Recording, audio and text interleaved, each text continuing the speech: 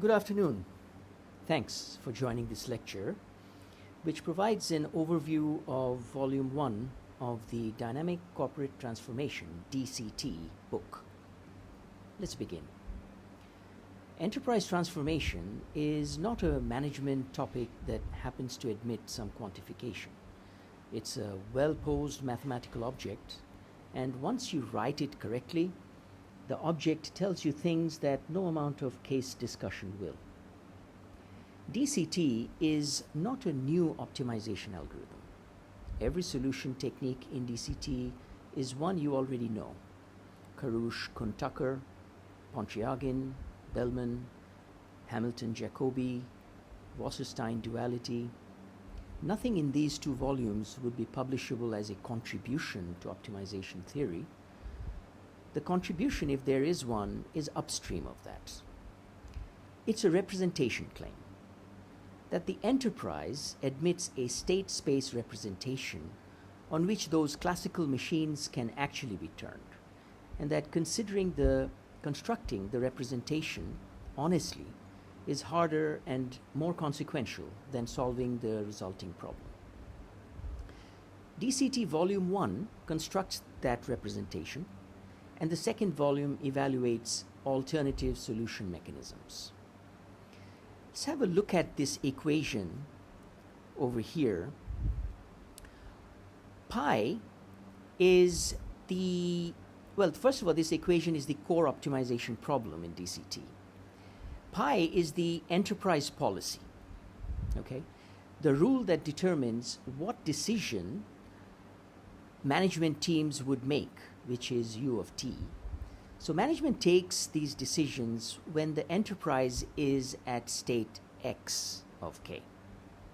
We search across all admissible policies in the set capital Pi over here. Now the term sitting over here, L of x, u, and k, it measures the value created or lost during the period, and summing it from 0 to k minus 1. That captures the value of the enterprise transformation path. Now, phi of xk over here, this is the terminal value of the enterprise at the end of the horizon. And finally, the expectation operator over here, that recognizes that the enterprise evolves under uncertainty. So we are choosing the decision policy that maximizes expected value of the enterprise over the entire transformation journey, including both the value generated along the way and the value of the enterprise at the end. So let's start with Chapter 1, Introduction to Dynamic Corporate Transformation.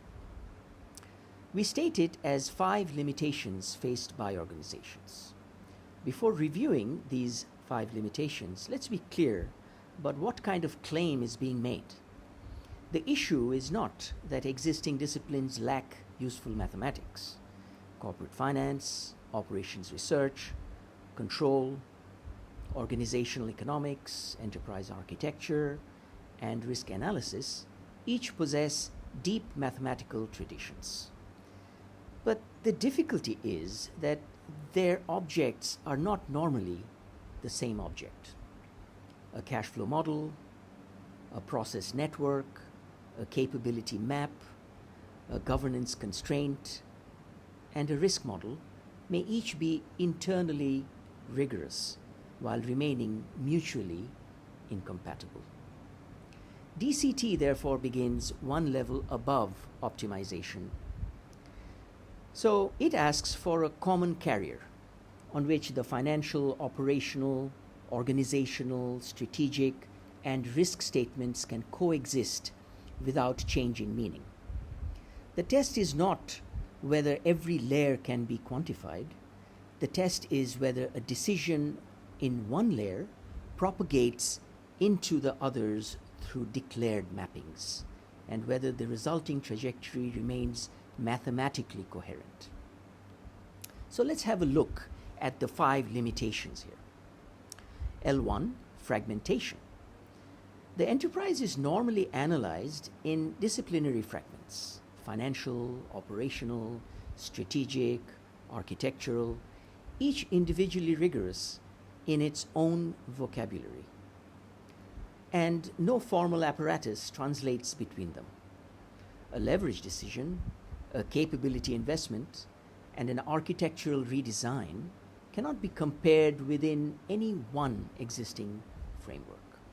Yet, every real transformation involves all 3 simultaneously. Moving to limitation L2, statics. The frameworks that do have enterprise-wide scope, like strategy and enterprise architecture, represent the enterprise at rest. They describe configurations, not evolutions. The transformation appears as a before and after pair of descriptions, with the path between them formally invisible. Everything in Volume 1 is, in a sense, an elaboration of the observation that the path is the object of study, and the path is what existing frameworks delete. Limitation L3, no coupling. Cross-functional coupling and dependencies are not formalized. Limitation L4, no optimization. Enterprise-wide frameworks cannot be formally optimized. Limitation L5, no uncertainty. Uncertainty is not modeled explicitly.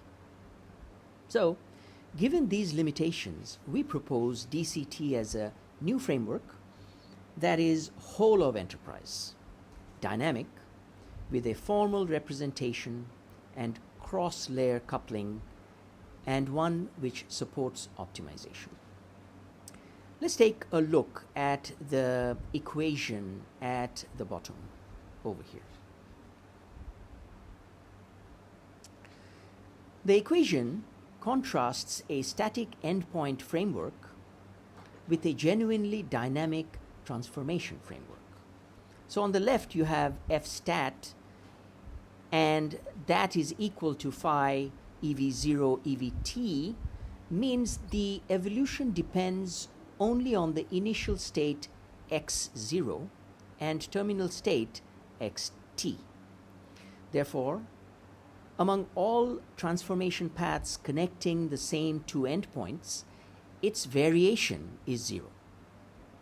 The static endpoint framework treats every route as equivalent. By contrast, let's have a look at j of x. This is equal to the integral between 0 to t of the function L, which evaluates the entire trajectory from 0 to t, where x of t is the evolving enterprise state, x dot t is the rate of change, and L the value or cost incurred along the path.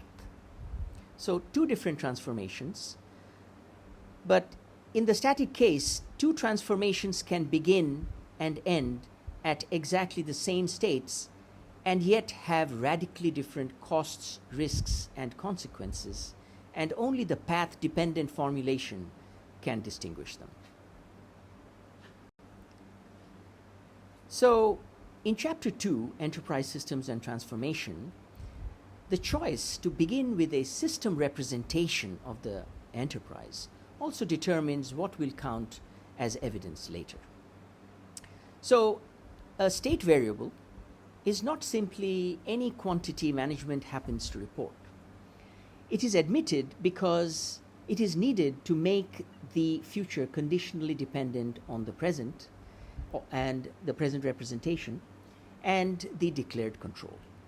In other words, the ambition we have here is that of a sufficient enterprise state, not a larger dashboard.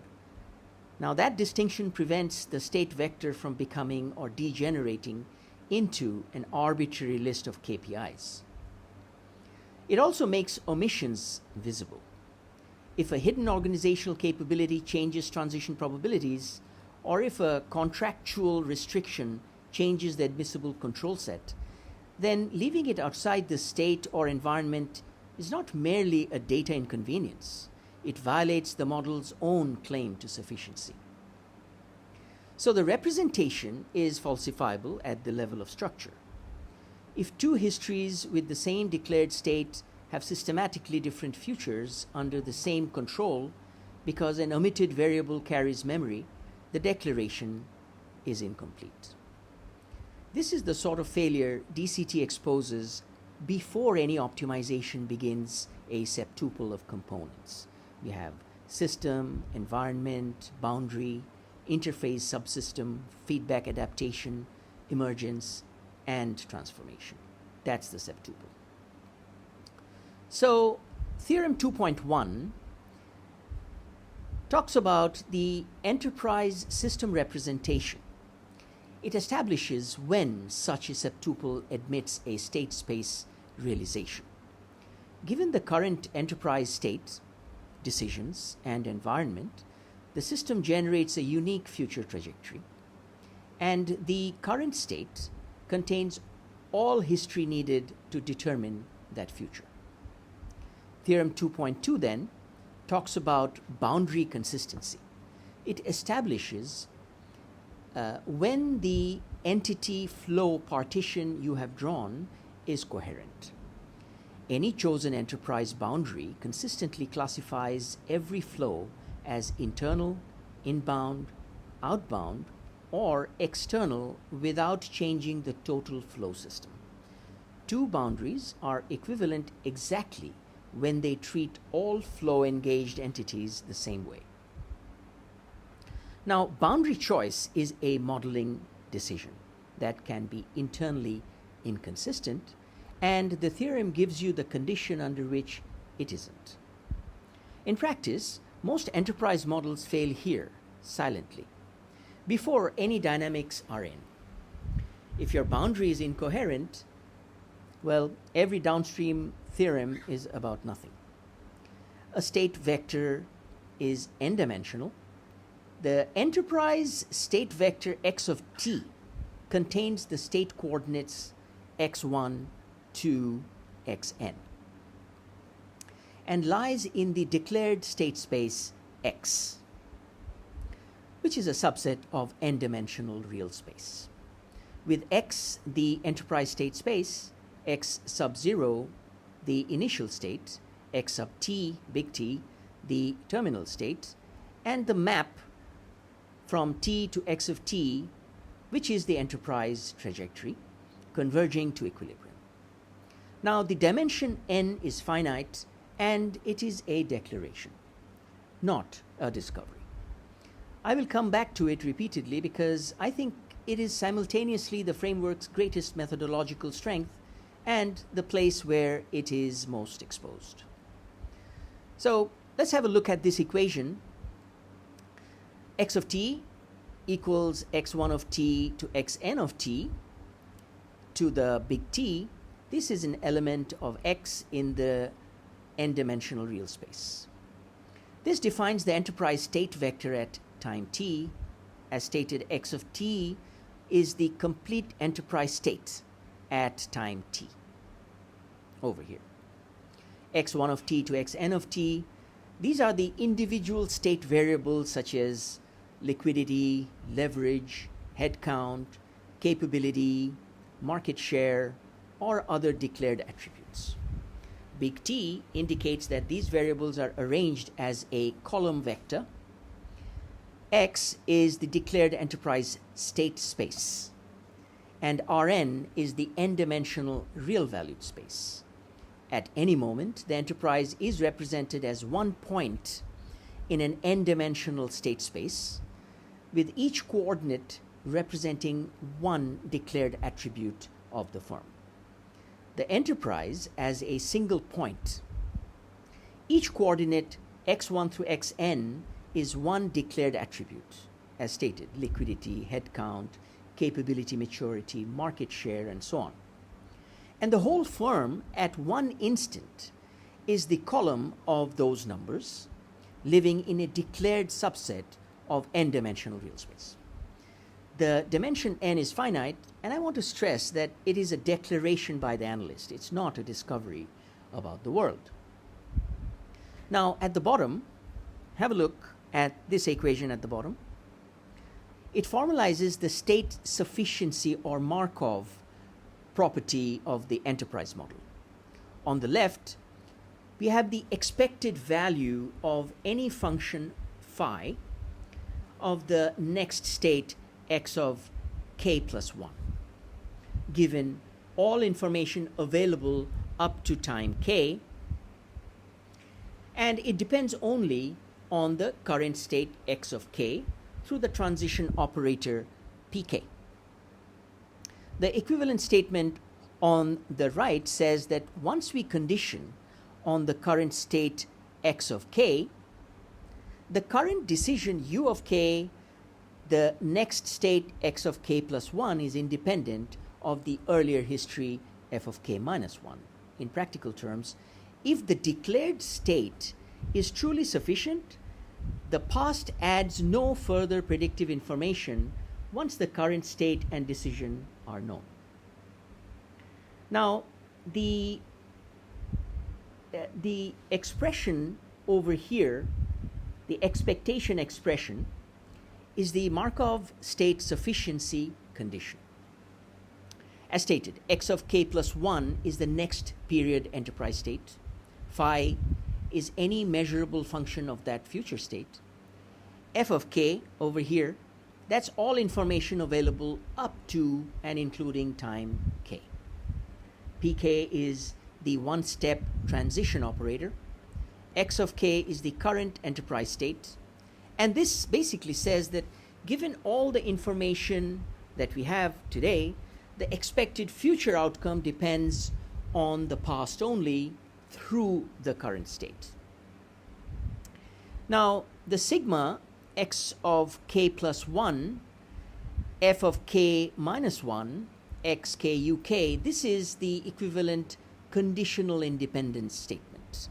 The sigma x of k plus 1 represents all information generated by the next state. F of k minus 1 is the earlier history. U of k, the current management decision, vector. And this element over here is the conditional, is basically conditional independence between these two expressions. So once the current enterprise state x of k and current decision u of k are known, the earlier history, again, adds no further information about the next state. A valid DCT state must therefore contain all history that is relevant for predicting the future. So the chart on the right, it shows an enterprise trajectory in state space where t maps to x of t. The enterprise begins at the initial state x of 0, represented by the point over here, and then it evolves. Okay, so it's evolving like that towards its optimal state. So you've got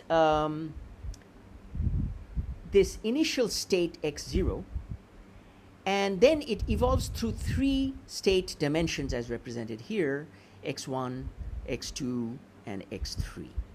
The 3 dimensions. The spiral path shows that the enterprise progressively is moving towards the equilibrium state x star, which is over here. Now, the firm does not jump instantly from its initial state over here to its optimum state over here. It follows a dynamic path through the state space, with deviations gradually shrinking until the enterprise converges to equilibrium. Now, the 3rd chapter talks about basically the mathematical foundations. The functional analytics and topology is deliberately finite dimensional. It is not an assertion that the enterprise is ontologically finite dimensional. It is an assertion that the analyst must choose a finite declaration if the model is to be computed, audited, and governed. Once the declaration is made, norm equivalence becomes useful because the topology is no longer a matter of stylistic preference. One analyst may scale financial deviations in a Euclidean norm, another may prefer a maximum norm for guardrail monitoring, and a third may use a weighted one norm for interpretability. They can disagree about distances without disagreeing about continuity, local convergence, or the existence of neighborhoods. The declaration fixes the coordinates. Finite dimensional analysis guarantees that the qualitative topologies are robust to the analyst's norm choice. This is a small theorem, but it has a large governance implication. Disagreements about scaling need not affect disagreements about whether the system is stable or whether a sequence converges. So, Theorem 3.1 gives metric equivalence under canonical representation. Any two norms on the declared finite dimensional state space induce the same topology, so notions of convergence, continuity, and stability do not depend on which norm, as stated, the analyst reaches for. In a finite dimensional enterprise state space, all norms are therefore equivalent, so the choice of norm does not change convergence, continuity, topology, or qualitative stability conclusions. Enterprise measurement is also heterogeneous. So currency, headcount, indices, ratios, etc. One wants assurance that a stability conclusion is not an artifact of the analyst's choice of norm. Moving on to Theorem 3.3, the state space representation theorem. It gives the canonical embedding of a product of attribute spaces into Rn. Any enterprise state built from numerical, ordinal, and categorical attributes can be embedded injectively into a finite dimensional Euclidean space, preserving distinguishability so standard mathematical tools can be applied. Theorem 3.2, the transformation composition theorem. This is the single deepest idea in Volume 1. This theorem says that the enterprise transformation operators compose into an ordered algebraic system. Composition is associative with an identity. Their sensitivities multiply through the sequence, and the order of transformations generally matters because composition is not commutative. So let's take a look at this chart. It illustrates norm equivalence in a finite dimensional state space. So you have norm x1, x2 to x infinity, define different notions of distance, x1 representing Manhattan or absolute sum norm, x2 Euclidean norm, x infinity maximum coordinate norm. Their unit balls have different shapes. The diamond, circle, and square that we see over here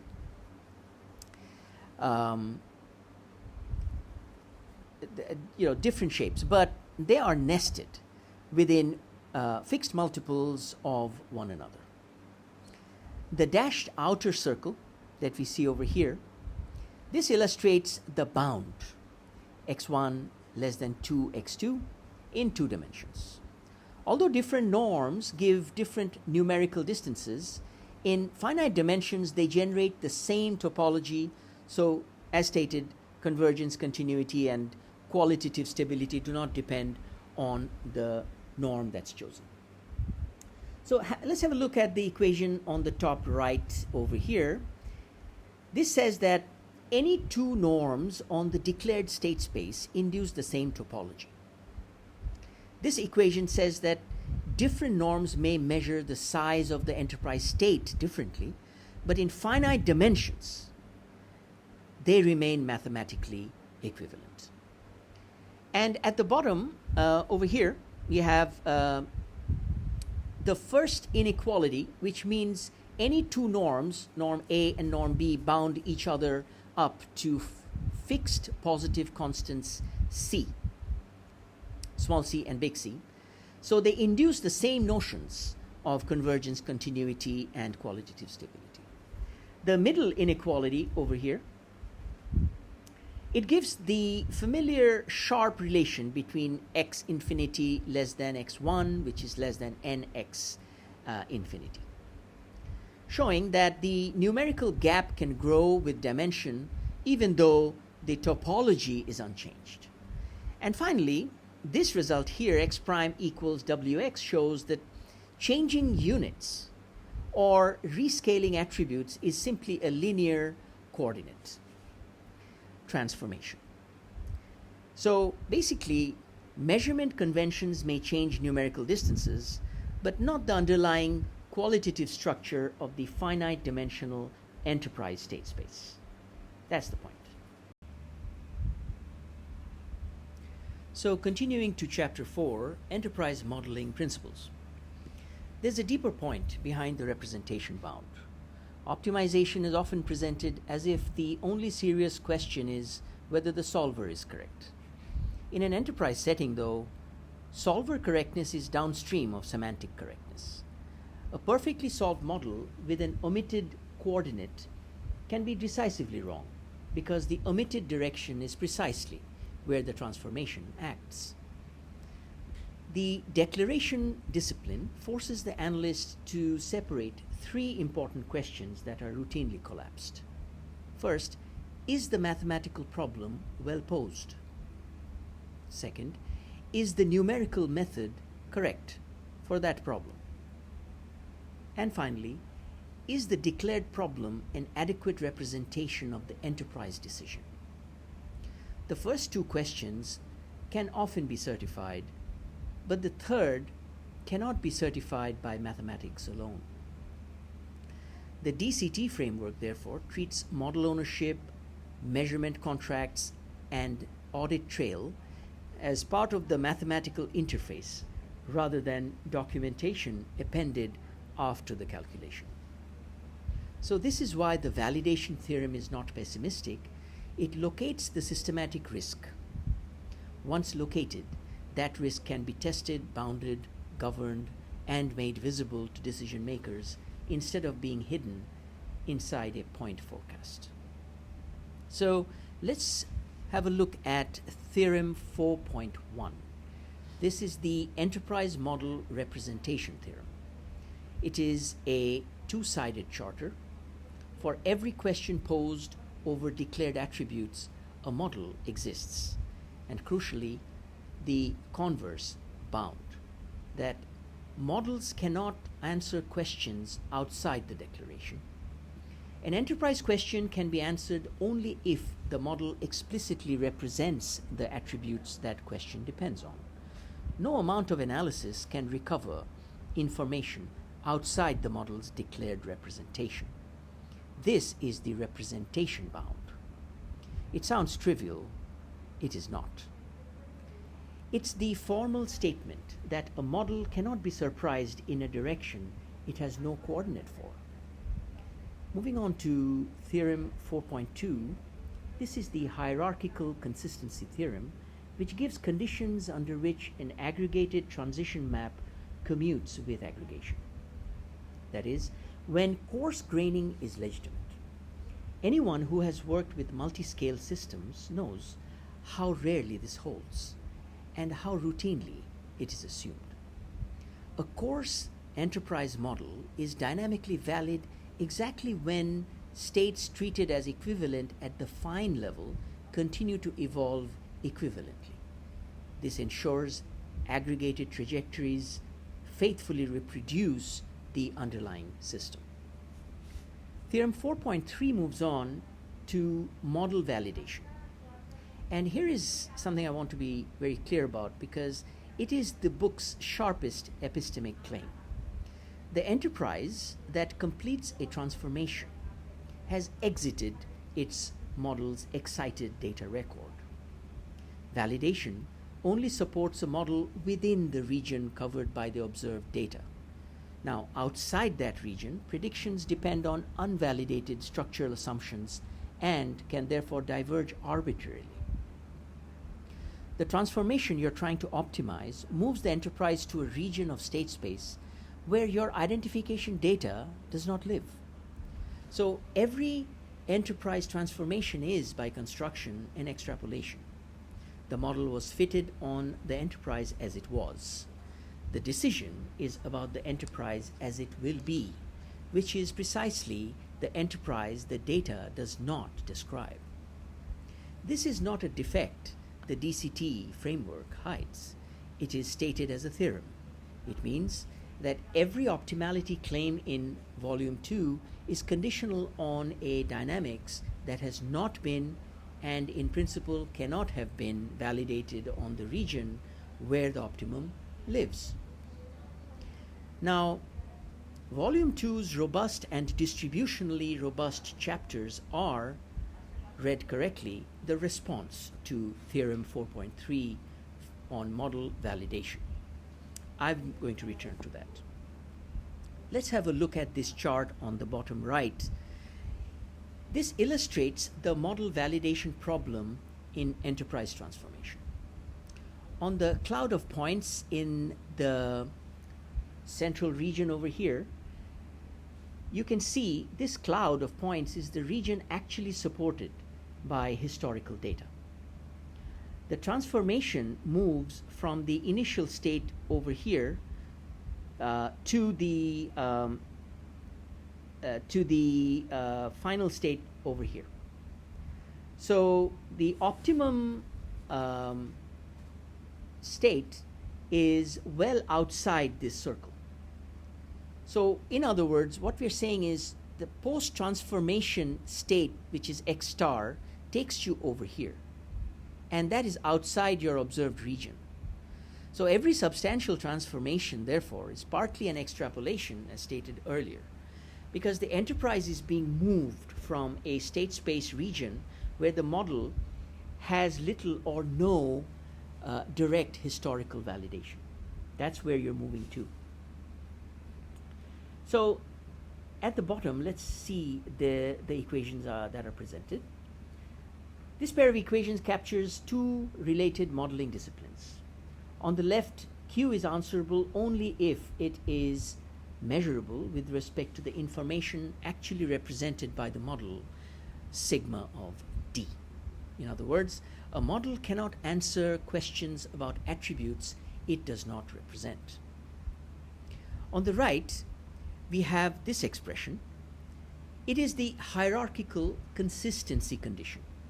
Applying F first and then projecting with pi gives the same result as first projecting the state through pi, leaving the control unchanged through the identity map on U, and then applying the reduced map F bar.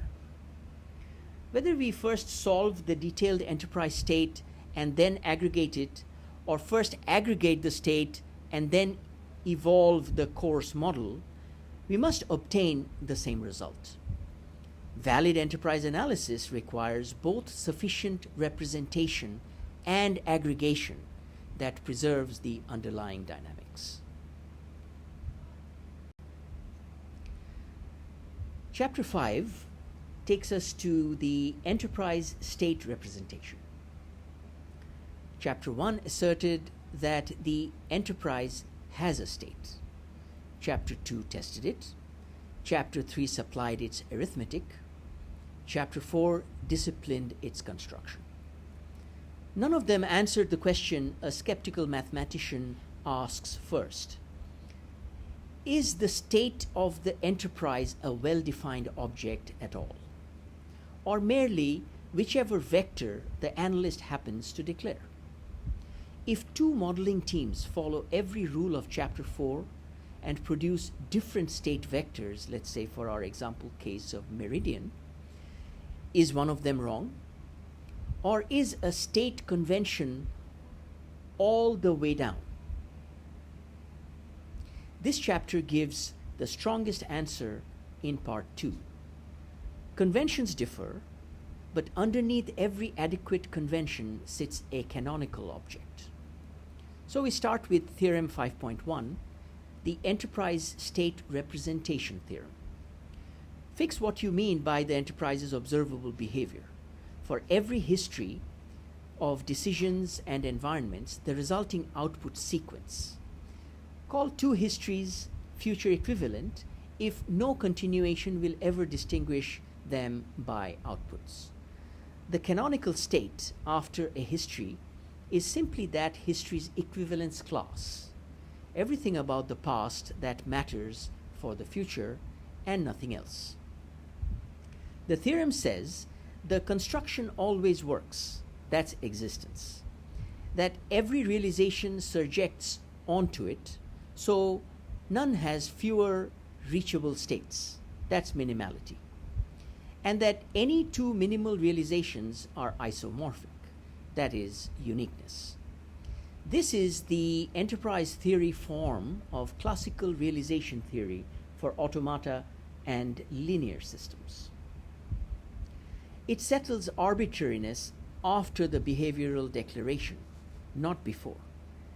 The declaration of what is observable remains a modeling commitment from Chapter 4. And it is set theoretic. The quotient may be enormous or infinite, and nothing guarantees that it embeds in a low-dimensional Rn. Our working vectors are finite dimensional approximations whose adequacy is an empirical matter. But it explains at last why balance sheets, capability inventories, and pipeline positions belong in a state vector, while sunk costs and bygone revenues do not. An attribute earns state membership by carrying future relevant information. That's important to remember. An attribute earns state membership by carrying future relevant information, not by being true. The state is the memory the future requires. So, Theorem 5.2 is the enterprise configuration theorem. Configurations are points, constraints are geometry, attribute questions are coordinate projections. So part 3 is the one to dwell on here. Blends are admissible for all lambda exactly when the constraints are convex.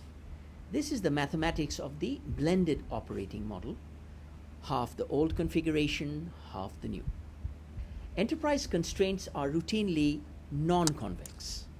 Minimum efficient scale conditions are exactly of the analysis type, and for them, both pure configurations are viable, while every blend violates the scale constraint.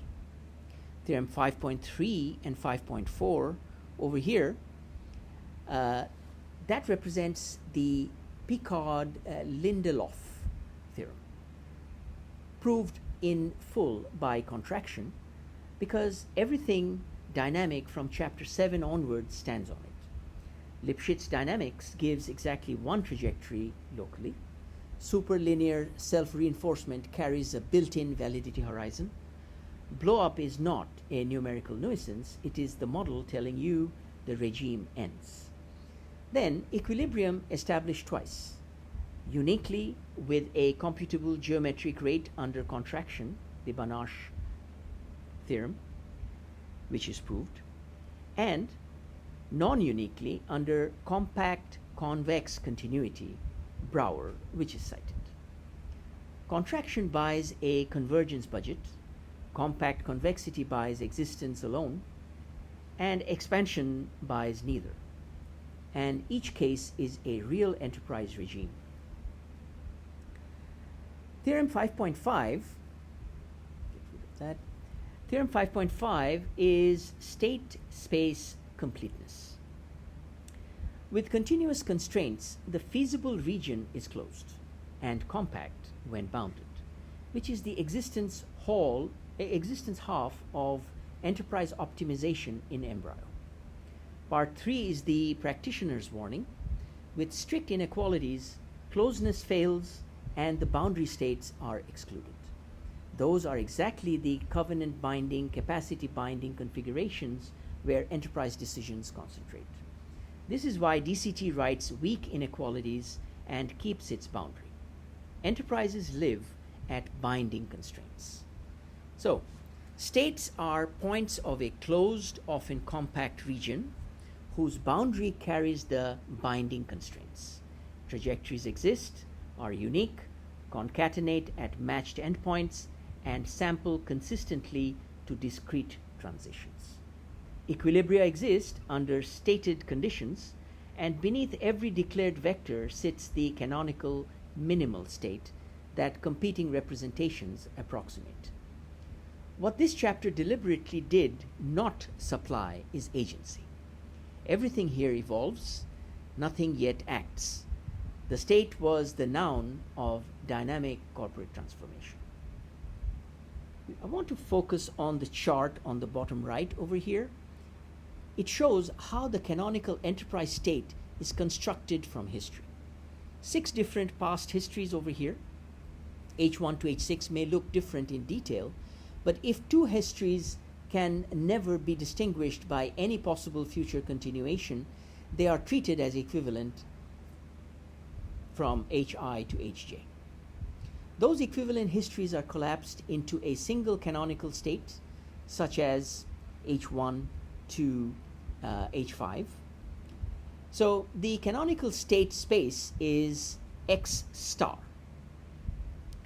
and that could be any H, meaning the set of all history equivalence classes. The enterprise state retains only the paths of the past that matter for the future. We've discussed this before. Different histories that imply exactly the same future possibilities are the same state. And if we look at the bottom over here, this equation defines the canonical enterprise state by grouping together histories that are indistinguishable in terms of every possible future. The first expression says that 2 histories, let's say H1 and H2, they are equivalent if for every possible continuation, small c, they generate exactly the same future behavior, beta. The canonical state space, X star over here, is therefore the set of these equivalence classes of histories.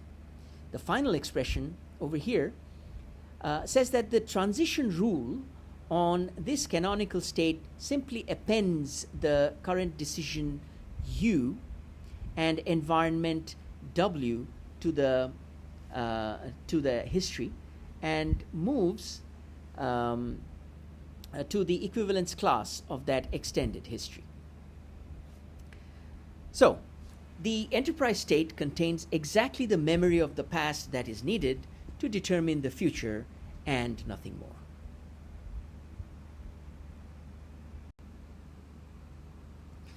So, in this slide, we talk about realization and minimality.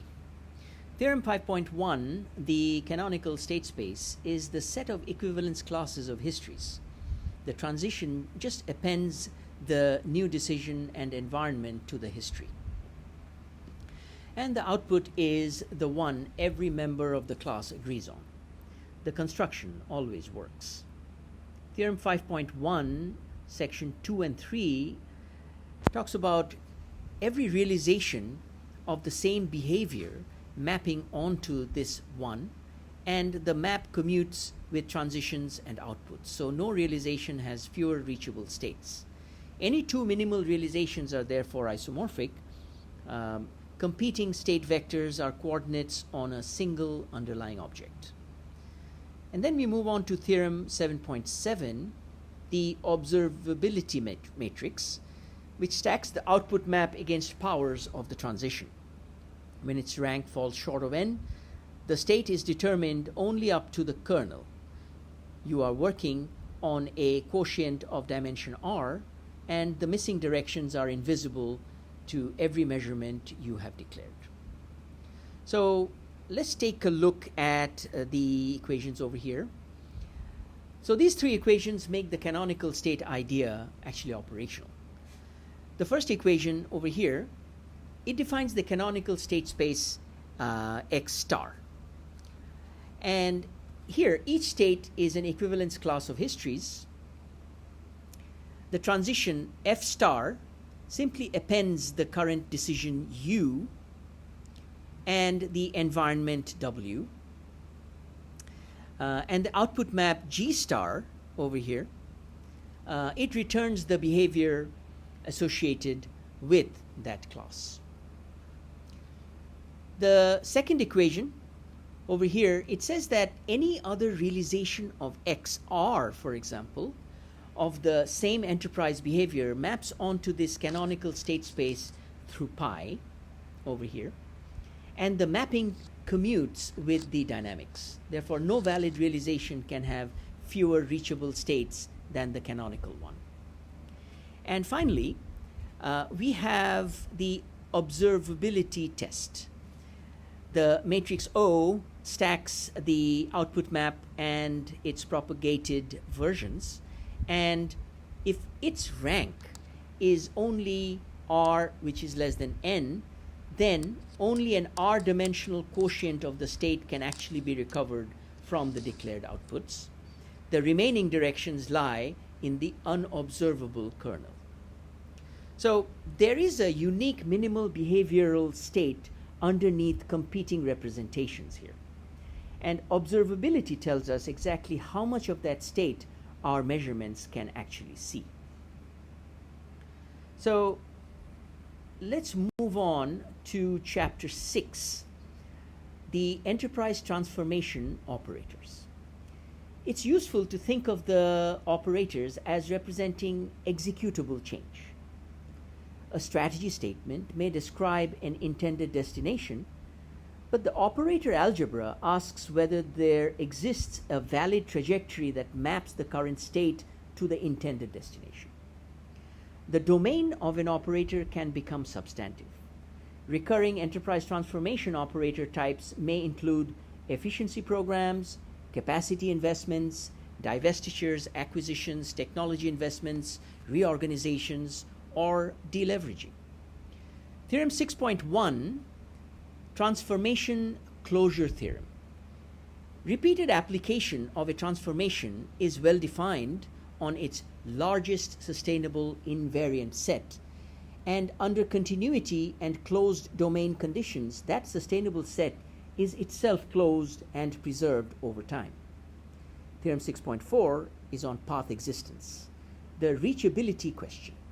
Given f of x and a target, does a composable program exist within the repertoire? A transformation target is reachable exactly when it lies in the set generated by feasible sequences of transformation operators. Shortest feasible paths can be found, while asymptotic targets may only be honestly treated as tolerance-based goals. Theorem 6.5 is the stability of the composite. Errors in the initial state or in implementing a transformation propagate according to its Lipschitz constant, remaining bounded under contraction but growing geometrically under expansion. And even the resulting equilibrium shift is bounded by the same contraction factor. So let's take a look at this diagram over here. It shows that the order of enterprise transformations can determine whether a transformation sequence is feasible at all. On the left side, the range of the first transformation overlaps the domain of the second, so the sequence can be executed. On the right, the range of the first transformation does not enter the domain required by the second, so the reverse sequence has an empty composite domain. So if we look at the equation over here, theorem 3.2 section 3, order dependence in its sharpest form. Once one sequence has a non-empty domain, the reverse has an empty one. It's not that the wrong order produces a worse outcome. In the wrong order, the operation does not exist from where you're standing. This is the formalization of you cannot do that yet. And every failed program whose post-mortem cites a missing prerequisite is this empty set. And then let's move over to the equations over here. So this equation describes how enterprise transformation operators compose. The first expression gives the domain of a sequence. The composite transformation T2 and T1 is defined only for states where T1 is itself defined and where the resulting state lies inside the domain of T. The middle expression over here, T2, T1 is not equal to 0, says that the transformation order generally does matter. Applying T1 and then T2 need not produce the same result as reversing them. So the final inequality says that the sensitivity of a sequence of transformations is bounded by the product of their individual Lipschitz constants. So small sensitivities can contract through the chain, while expansive steps can amplify deviations. So enterprise transformations are path dependent, order sensitive, and their cumulative instability can be quantified mathematically.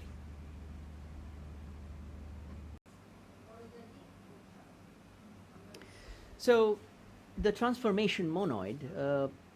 So a monoid is a simple algebraic structure, like a pair comprising a set and an operation. Theorem 3.2, transformations compose associatively, with do nothing as the unit.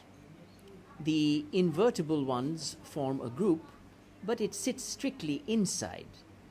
Integration of an acquisition cannot be unwound into the pre-merger state. Irreversibility is the default, not the exception. When the composed domain is empty, the sequence is not merely expensive, it is undefined. Every postmortem that reads a prerequisite had not been built is this empty set. Theorem 6.4 and Theorem 3.2 refers to the reachable set, which is everything generated by feasible words in the repertoire, which is the formal version of asking whether a target is attainable at all. The Lipschitz bound multiplies along the word. 5 mild steps at 1.2 amplify errors 2.5 times, while interleaving one consolidating step at 0.7 pulls the product back under control. So sequencing tames or compounds fragility multiplicatively. Let's have a look at the equations presented over here. The first equation says that transformation operators form a monoid. They can be composed associatively, and there is an identity transformation, but only a subset, Tx, is invertible. So irreversibility is the normal case. The second equation over here shows that even when two transformations are individually valid, their composition may be impossible. If applying T1 never lands inside the domain where T2 can act, then the composite domain is empty. The third equation defines the reachable set Rx of 0 over here. All states attainable from the initial state by finite sequences of admissible transformations, and bounds the sensitivity of any such sequence by the product of their individual Lipschitz constants. So enterprise transformation is constrained by irreversibility, sequencing feasibility, reachability, and cumulative sensitivity. Not every desired sequence of actions is admissible or stable. Chapter 7, Dynamic Enterprise Systems. Theorem 7.1 existence and uniqueness of enterprise state trajectories under Lipschitz dynamics. Enterprise state trajectories exist uniquely under the stated discrete or Lipschitz continuous dynamics, depend continuously on initial conditions, and remain feasible when the dynamics preserve the declared constraint region. Theorem 7.2, state transition theorem, gives the discrete linear time invariant transition. In a linear enterprise system, the future state equals the sum of inherited dynamics and accumulated decision effects, and the full state trajectory can be reconstructed from outputs exactly when the observability matrix has full rank. Theorem 7.3 is the enterprise equilibrium theorem. An enterprise equilibrium is a fixed point of its dynamics. Under linear policies, it is uniquely determined when the system matrix excludes the critical eigenvalue, while nonlinear systems may admit multiple equilibria under the same policy. Theorem 7.4, enterprise stability for spectral stability. The enterprise is asymptotically stable if and only if the spectral radius rho less than 1. Enterprise stability is determined by whether disturbances decay under the dynamics via spectral conditions for linear systems, or more generally by a Lyapunov function that strictly decreases along trajectories. Theorem 7.5, feedback stability theorem. Feedback can stabilize a controllable enterprise system by choosing gains that move the closed loop eigenvalues inside the stable region. Properly calibrated feedback corrects deviations, while excessive gain can create oscillatory instability. Eigenvectors tell you the characteristic ways in which the enterprise tends to deviate from equilibrium. Eigenvalues tell you whether each deviation naturally grows or dies out. Feedback changes those growth rates so that deviations are corrected rather than amplified. And the warning about excessive gain means management can overreact. Very aggressive corrective action can push eigenvalues toward negative or complex values with large magnitude, causing the enterprise to overshoot repeatedly, analogous to cutting costs too aggressively, then rehiring, then cutting again, creating oscillation rather than smooth stabilization.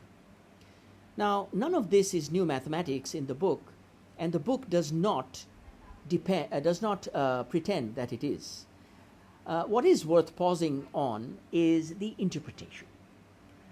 The spectral radius of the enterprise transition matrix is a single number that answers, does this enterprise, left alone, return to its operating point or leave it?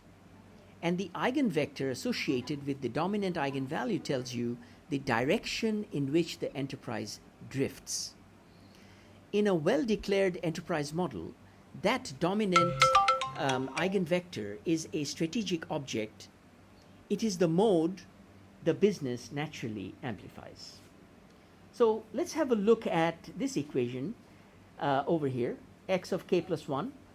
Now this is the enterprise state transition equation. So this xk plus 1, the first expression says that the next state equals the current state propagated by A. So x of k is the current state, propagation A, plus the effect of management's current decisions U, sitting over here, through B. The second expression unfolds that recursion. The state at time k is the combination of the enterprise's inherited momentum, a to the k of x of 0, and the accumulated effects of all prior decisions. Rho of A is less than 1, which only happens when you have asymptotic stability. Here, rho of A is the spectral radius, the magnitude of the largest eigenvalue of A. If it is less than 1, disturbances decay over time and the enterprise returns toward equilibrium. If it exceeds 1, at least one mode grows rather than dies out. Let's have a look at the charts on the bottom right. Now, this illustrates asymptotic stability through the eigenvalues of the system matrix A. The left panel plots the eigenvalues of A in the complex plane. Stability requires every eigenvalue to lie inside the unit circle, rho of A is less than 1, where rho of A is the spectral radius, the magnitude of the largest eigenvalue. The right panel shows how each mode decays. You can see decaying over time, over each epoch. What do we see here? Stability requires, of course, as you said, that every eigenvalue should be less than 1. And let's see, the mode with smaller lambda, it disappears quickly, while the mode is the largest eigenvalue magnitude, and it decays the slowest, and therefore determines the enterprise's overall return to equilibrium rate. The enterprise is therefore asymptotically stable only if all eigenvalues lie inside the unit disk, and the dominant eigenvalue sets how slowly the system converges back to equilibrium. And then here we see the a steady state enterprise configuration under a constant policy U hat, the steady state. It is the state that reproduces itself period after period under that policy. And then on the right-hand side, we see the equivalent characterization of the spectral radius, which measures the long-run growth or decay rate of repeated applications of the system dynamics of A.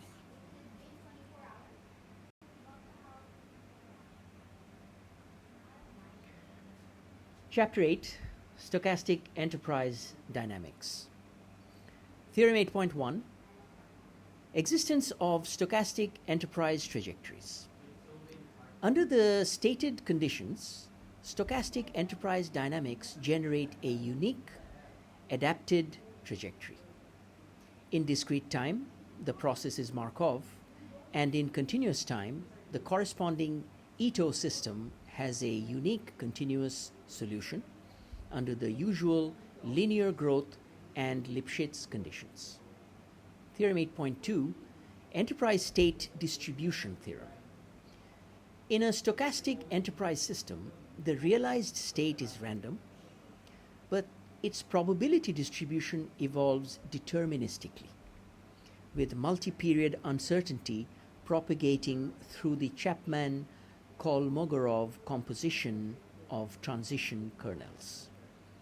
Theorem 8.3, Diffusion Representation Theorem. It says that in a linear Gaussian enterprise system, the state remains Gaussian over time with exactly computable mean and covariance, and if the dynamics are stable, the uncertainty converges to a finite stationary level rather than growing without bound. Theorem 8.4, Jump Diffusion Enterprise Dynamics Theorem. Jump diffusion enterprise dynamics combine continuous variation with rare discrete shocks. Jump arrivals are memoryless. Their mean and variance depend on event frequency and jump size, and rare large shocks can dominate risk even when they have little effect on the expected trajectory. Theorem 8.5, the Expected Enterprise Evolution Theorem. It says that for linear systems, the expected enterprise state follows the same deterministic dynamics as the mean, but in nonlinear systems, the average outcome generally differs from the outcome evaluated at the average state. So planning on average can be biased. Total uncertainty also decomposes exactly into within scenario variance plus between scenario variance. Two observations for this audience. First, the jump component is doing real modeling work and is not there for generality. Enterprise shocks, like, let's say, a regulatory action, a key employee departure, a counterparty failure, these are not diffusive. They are point events with mass. A pure diffusion model of an enterprise systematically understates tail risk in exactly the way that matters. Second, and this is a genuine tension, the identification problem here is severe. Estimating sigma for an enterprise state of dimension n requires the order of n squared divided by 2 parameters from data that is typically monthly over a few years and non-stationary because the enterprise is transforming. This is why in the Axiom computational laboratory that accompanies the text for this book, the stochastic engine is deliberately restricted. Geometric Brownian motion for revenue, Ornstein-Uhlenbeck for margins and discount rates, which are mean reverting, correlation via a constrained Cholesky factor, and rough volatility and general Volterra kernels are explicitly rejected as unidentifiable from typical observation counts. So let's have a look at this equation over here. It's the jump diffusion equation for enterprise state evolution. The term mu dt is the expected drift. Sigma dw captures continuous random fluctuations, and the jump integral captures discrete shocks such as crisis, acquisitions, defaults, or regulatory events. So the enterprise evolves through trend, continuous noise, and sudden jumps. The equation over here is the covariance recursion. P of k measures uncertainty in the enterprise state at time k. A propagates that uncertainty through the system dynamics, and Q adds new process uncertainty. In effect, it tells us how uncertainty itself evolves from one period to the next. So let's have a look at this chart over here. The left panel shows many possible jump diffusion trajectories of the enterprise state. Most evolve around the smooth expected path, but occasional discrete jumps create large deviations that a pure diffusion model would not generate. The right panel here shows the resulting terminal state distribution, see over here, and the dashed line over here, this dashed line, it marks the 5% VAR threshold, highlighting the lower tail created by rare adverse jumps. Jump diffusion models therefore capture rare but severe enterprise outcomes that materially thicken the lost tail, which is exactly the risk a pure diffusion model tends to understate. Let's have a look at the equations at the bottom. The first part is another form of the jump diffusion dynamics, where we have F is the drift, G dWt is continuous diffusion, and JTNT represents discrete jumps. And then L phi and this expression is the generator of a jump diffusion enterprise process. And moving on, the equation decomposes the expected instantaneous change in any enterprise value function phi into trend, continuous uncertainty, and sudden shocks. Okay, and then we see the lambda. Lambda is the jump frequency, where J1 is the jump size.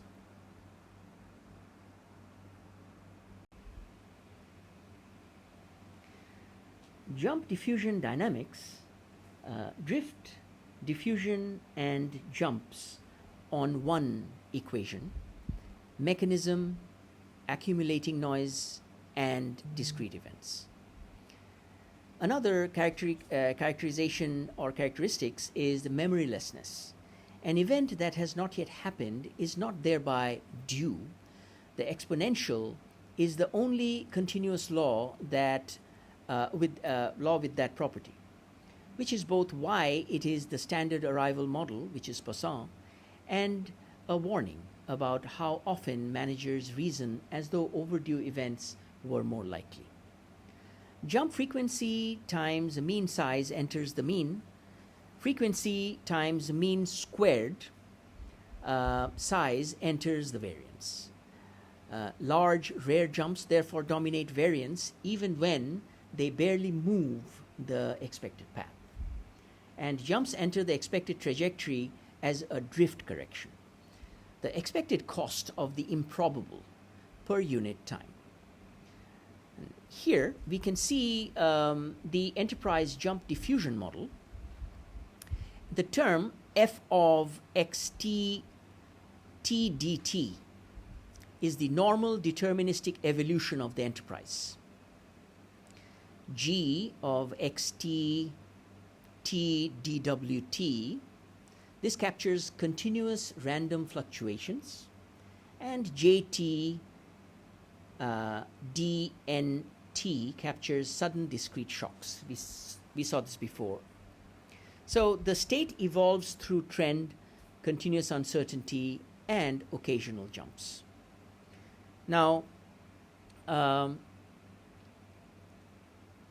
second equation over here, this is the memoryless property of exponentially distributed jump times. If a shock has not occurred by the time s, that fact does not make it more or less due afterward, as we just discussed. The remaining waiting time has the same distribution as it did initially. Okay? The parameter lambda is the event arrival intensity. We've seen that already. And then, and in the bottom, we see the expectation of j of t. So these equations quantify the effect of the jumps. Expected cumulative jump impact equals the event frequency times the the average jump size. Okay, jump variance depends on frequency times the mean squared jump size, which is why rare large events can dominate risk.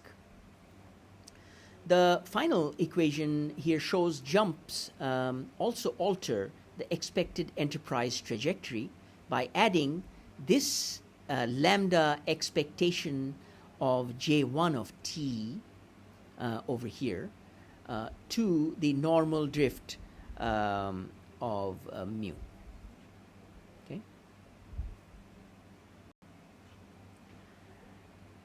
Now, the law's own dynamics. Individual paths are random, but the distribution evolves by an exact deterministic recursion. We spoke about this before. The fan chart is not decoration around a forecast, it is the forecast, and this is its law of motion. The theorem 8.2 refers to the Chapman-Kolmogorov multi-period uncertainty.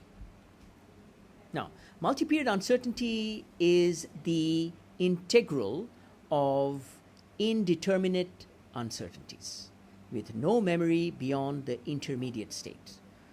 Now, operationally, this is an audit rule.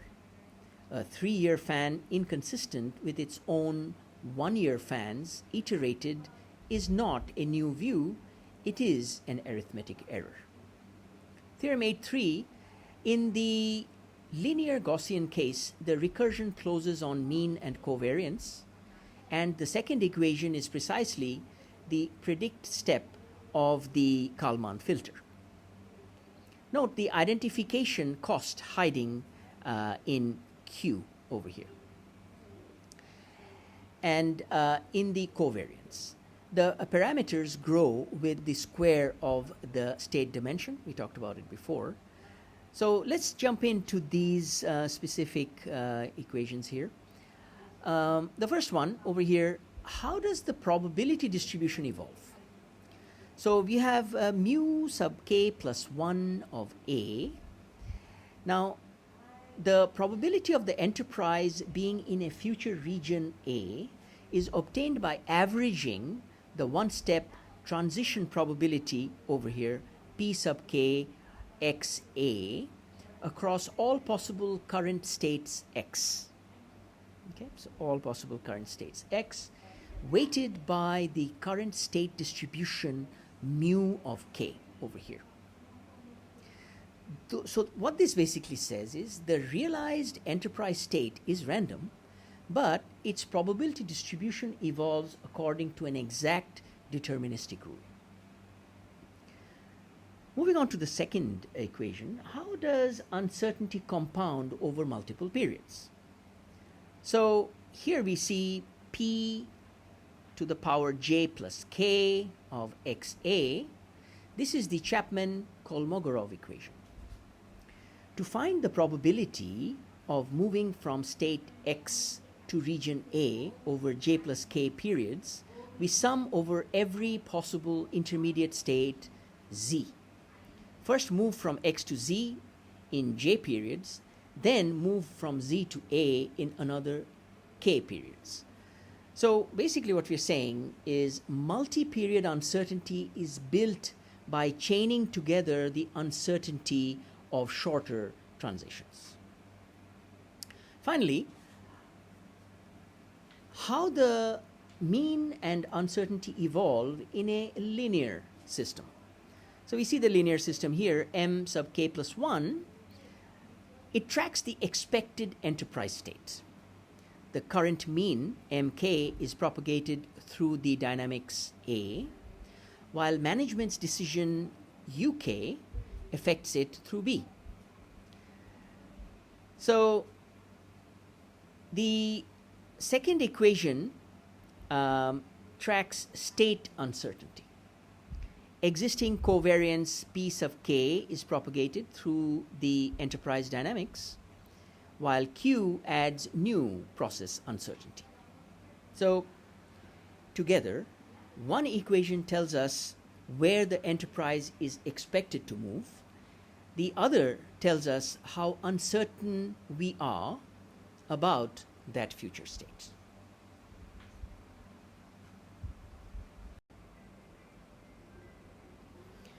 Okay, let's move on to part 3, enterprise architecture. Now, chapter 9 is about enterprise state architecture. Now, here, this diagram shows the 4 different core enterprise architectures being integrated onto one common enterprise state under compatibility conditions. We have 5 compatibility conditions. First one is carrier consistency. Second, reference consistency. Third, buffer identification. Fourth, constraint coherence. And 5, domain coherence. So let's start with the enterprise state architecture A sub S. The state skeleton and dependency structure, that's what it represents. The second one, enterprise capital structure, capital architecture, it is the enterprise's capital stocks, the accumulation of those capital stocks, and the productivity of the enterprise. And then the third one is enterprise performance architecture. Now, this evaluates multi-dimensional performance and the efficient frontier. The fourth one is the risk, resilience, and robustness architecture. So, shock tolerance, recovery, and propagation. All 4 of these architectures feed into the unified enterprise object. So, DCT unifies state, capital, performance, and risk architectures into one mathematically coherent enterprise representation, provided the cross-layer compatibility conditions C1 to C5 are satisfied. So we start with theorem 9.2, structural dependency. This tells you how influence propagates through the assembled system. Enterprise shocks propagate only along dependency paths, cannot reach a component faster than the graph distance permits, and true feedback occurs only among components that are strongly connected. Theorem 9.3 is about hierarchy preservation. This tells you when aggregation preserves the dependency structure, and by implication, when it manufactures spurious coarse paths, which is the aggregation pathology that makes coarse models say things the fine model denies. Aggregation preserves genuine dependency paths upward, but can create spurious coarse paths, so the absence of a coarse path proves no fine level influence, while the presence of one does not prove that influence actually exists. We move to theorem 9.4. This gives the consistency result. Pairwise checks certify global consistency if and only if the constraint graph is acyclic with linear time arc consistency propagation on trees. Local or pairwise consistency does not guarantee a globally feasible enterprise architecture when constraints form cycles, whereas the acyclic constraint graph's arc consistency is sufficient to ensure a globally consistent state exists. Cyclic constraint structures cannot be certified pairwise. Most real enterprise constraint systems are cyclic, so the cheap check is provably insufficient exactly where enterprises actually live. Now let's look at this equation here. So a sub g to the power k vu is positive if and only if there exists a directed walk from u to v of length k. So influence travels only along dependency paths. This says that the kth power of the enterprise dependency matrix AG records whether influence can travel from component u to component v in exactly k steps. So a shock to one part of the enterprise can affect another part only if there is an actual dependency path connecting them. The second piece here says that a shock cannot arrive faster than the graph distance. So delta x sub k to the power v is equal to 0 for all k that is less than d sub g u v. Here d sub g u v is the shortest path distance from component u to component v. This means that if a shock starts at u, component v cannot be affected before enough periods have elapsed to traverse the shortest dependency path. So the enterprise risk propagation has a minimum travel time determined by the architecture itself. Now we move on to the enterprise capital architecture, chapter 10. So 7 capital components: financial, human, technological, innovation, governance, relational, and strategic. Theorem 10.3, capital accumulation theorem. Enterprise capital accumulates with depreciation adjusted memory. Sustaining a target stock requires ongoing investment equal to depreciation, at least, and under an investment cap, there is a fundamental minimum time required to build capability. Theorem 10.4 talks about capital productivity and gives the conditions on the transformation capacity function, continuous differentiability, and in the interesting case of concavity, under which an interior allocation optimum exists and is characterized by equalization of marginal products across capital types, with corner solutions on user-declared caps. So optimal capital allocation equalizes marginal productivity across funded capital types, prioritizes bottlenecks, and favors joint investment when capital forms are complementary. This generalizes the Ramsey-Cass-Koopman's capital accumulation logic to a seven-dimensional enterprise capital vector. DCT takes the classical optimal growth idea of accumulating and optimally allocating capital through time and then extends it from one aggregate capital stock to seven interacting forms of enterprise capital.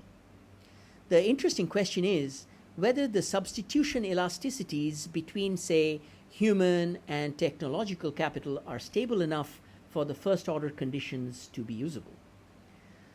My own view is that they are not, and that the value of the formulation is diagnostic rather than prescriptive.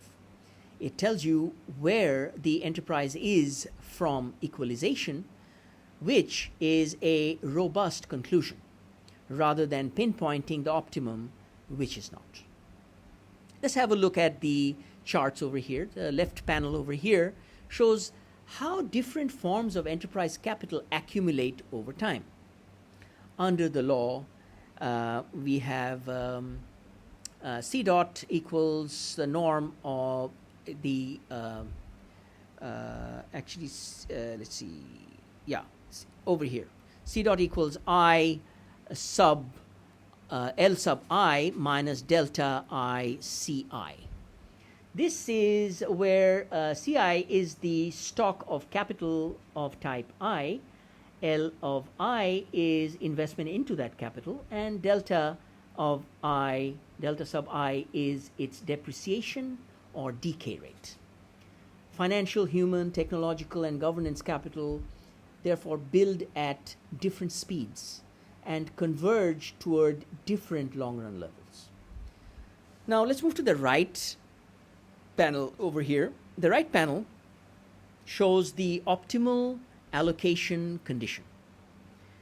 So the capital stock rises, as capital stock rises, its marginal product falls.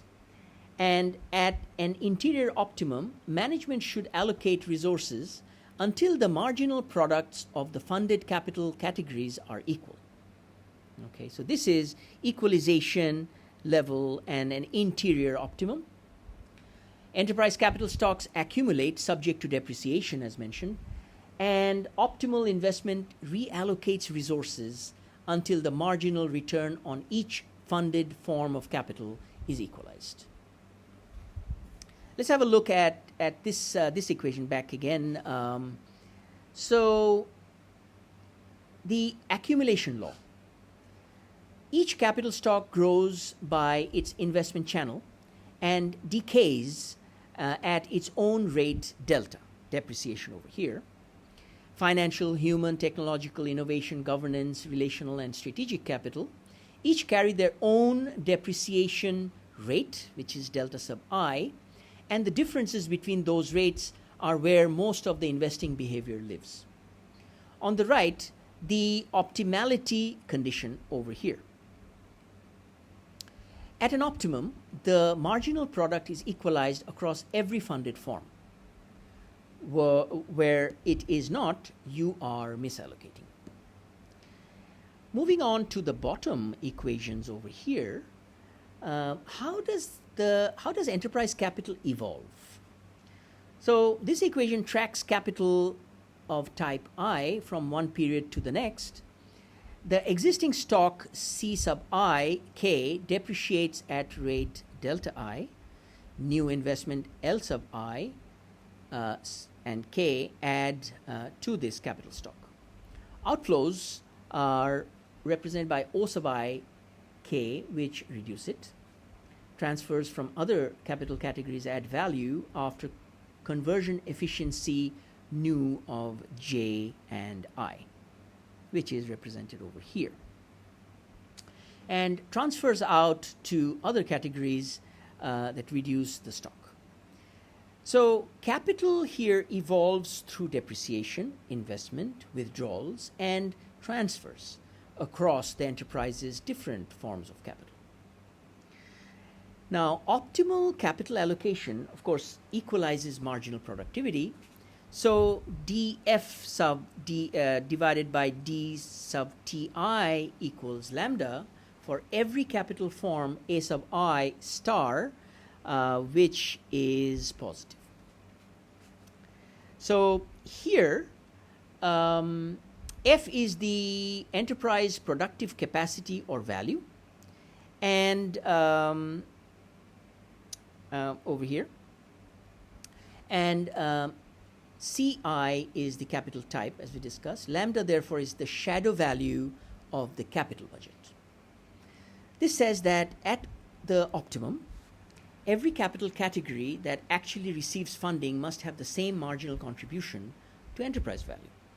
So management should keep reallocating capital toward higher return uses until the marginal payoff of every funded capital category is equalized. Categories that cannot reach that return should receive no funding, at least theoretically. Then we move on to the enterprise performance architecture.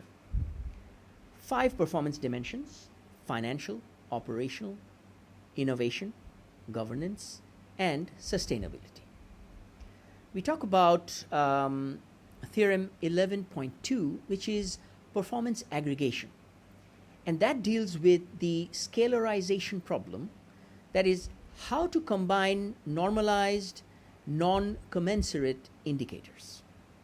Any additive monotone performance index is a weighted sum, so rankings among non-dominated alternatives inevitably depend on subjective choices about weights, normalization, and how much strength in one dimension may compensate for weakness in another.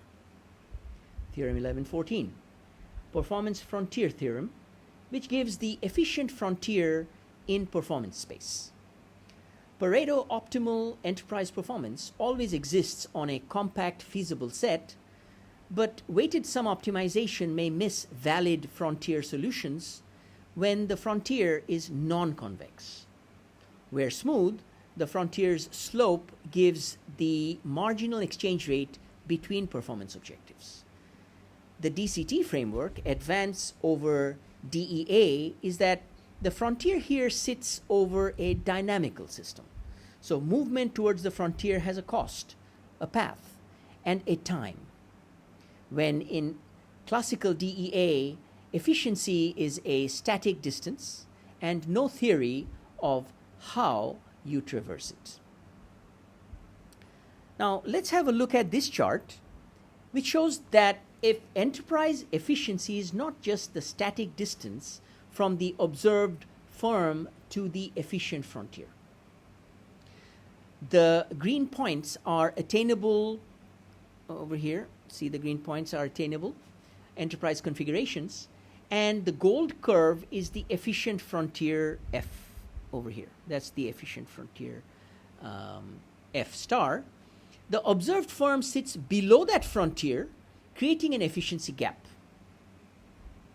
But in DCT, closing that gap requires moving the enterprise through a feasible trajectory, not simply jumping to the nearest frontier point. That trajectory has a path, a cost, a time requirement, and a potentially potential risk of failure, and potential difficulties that are undefined and irreversible. So enterprise efficiency is a dynamic transformation problem. The relevant question is not merely how far the firm is from the frontier, but what feasible path can move it there, at what cost, and over what time period. So let's jump to the equations at the bottom over here. The first one is a directional distance from one performance vector to another. So the dxy is the minimum distance. This asks, by what proportional factor must performance vector y be scaled before it becomes attainable from state x? P of x is the feasible performance set associated with enterprise state or input x. That's P of x. The smaller the required scaling factor, the closer the enterprise is to that performance frontier. Now, the efficiency score is simply the inverse of that distance measure. A score of 1 means the enterprise is on the performance frontier. A value below 1 indicates how far it is from that frontier. It's still between 0 and 1. Now, the trade-off rate along the performance frontier.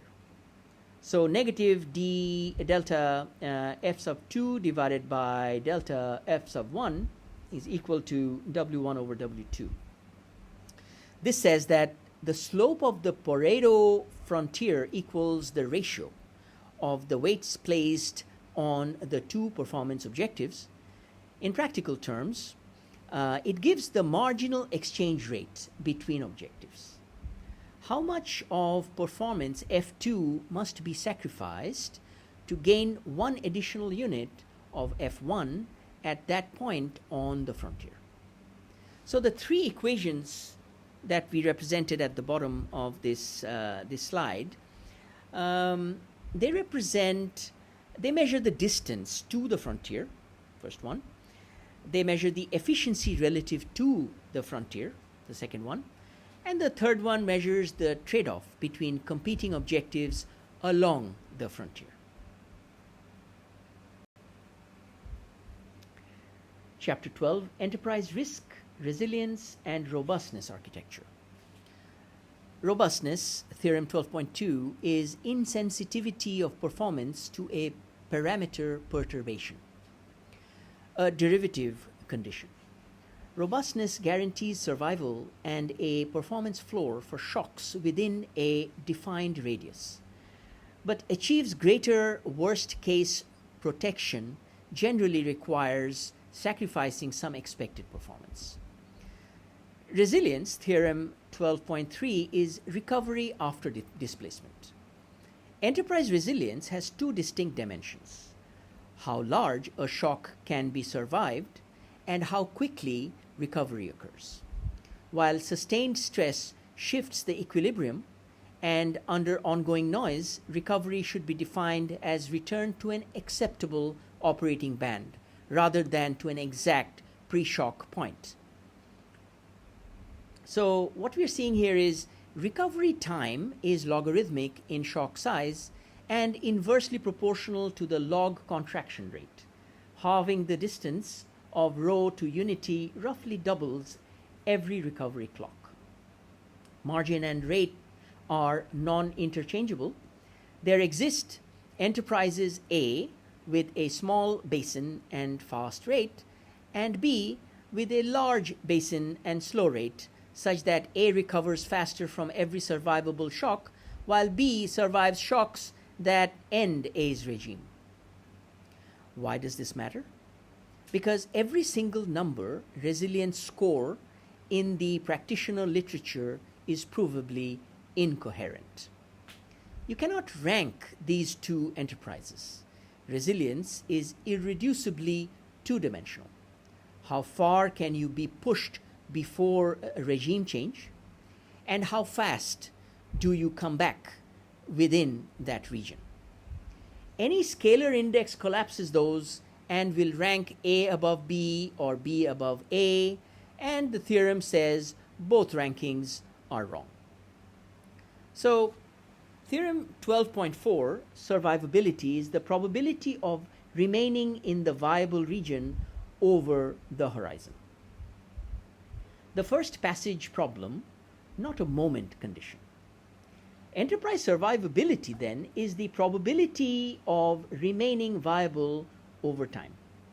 It can be decomposed into per period hazards, bounded from constraint breach probabilities, and worsens when shocks arrive faster than the enterprise can recover. Let's have a look at the charts. The left panel over here shows that enterprise A recovers much faster A is recovering, the green one, recovering much faster than enterprise B in yellow over here. Now enterprise B recovers more slowly. The right panel over here, again, we are seeing that the opposite advantage. B can survive much larger shocks in this example, while A's feasible regime ends once the shock exceeds its resilience margin. As you can see, A's regime ends here, whereas B survives. So resilience then has at least two distinct dimensions: how large a shock the enterprise can survive and how quickly it recovers, as we discussed. So A can dominate on recovery speed, while B dominates on shock tolerance, making any single scalar resilience score potentially misleading. The equation on the right over here talks about recovery time after a shock. Okay, so it gives the number of periods needed for the enterprise to recover from a shock of size S to within a tolerance epsilon of equilibrium. C is the stability constant, and rho hat that is less than 1 is the contraction rate. Larger shocks take longer to recover from, while stronger contraction, smaller rho hat, produces faster recovery. So two resilience profiles can be incomparable. We can see over here beta A rho A versus beta B rho hat B, incomparable. Okay, what is beta? Beta represents the enterprise's resilience margin or basin size, how large a shock it can survive, while rho represents the recovery rate. One enterprise may survive larger shocks but recover more slowly, while another may tolerate less disruption but recover much faster. The third element here is, it says that no single monotone resilience score can rank them universally. So non-existent monotone psi, because the two resilience dimensions can trade off against each other. There is no single monotone scalar score psi that can always rank every enterprise correctly. So resilience requires at least two numbers: how much shock the enterprise can absorb and how quickly it recovers. Collapsing both into one universal score loses essential information. Theorem 12.5, risk propagation. With component updates Lipschitz with gain matrix G, a shock S at component U displaces component V at epoch K by at most the gain-weighted walk sum. Enterprise risk propagates through dependency paths with magnitude amplified by network gains. Cascades remain bounded only when the gain matrix has spectral radius below 1, and dynamic risk can materially exceed the sum of component level risks. The Neumann series converges or it does not, and the spectral radius is the coupling gain matrix, is the threshold of the coupling gain matrix threshold. Below 1, shocks are absorbed. Above 1, shocks amplify without bound along the walk structure of the dependency graph. Let's have a look at this equation. A shock of magnitude S. It's a shock of magnitude S. Striking component U, it displaces component V at epoch K by at most the gain-weighted sum, as you can see over here, the gain-weighted sum, and over every walk joining them. So multiply the gains G along a route, and then sum over the routes of each length up to K. That single expression prices any named contagion path through the firm. You can point at a route on the dependency path and read off what it carries. The second equation here, the convergence of K, says that at the threshold, okay, at the threshold, that cumulative series converges as k goes to infinity if and only if the spectral radius of the gain matrix G is strictly below 1. Below it, shocks are absorbed. Above it, they amplify without bound along the walk structure of the graph. Containment is therefore a property of the wiring rather than of any individual exposure. So here we can see total propagation across the enterprise network, sum G. This says that the total effect of a shock includes the direct impact, which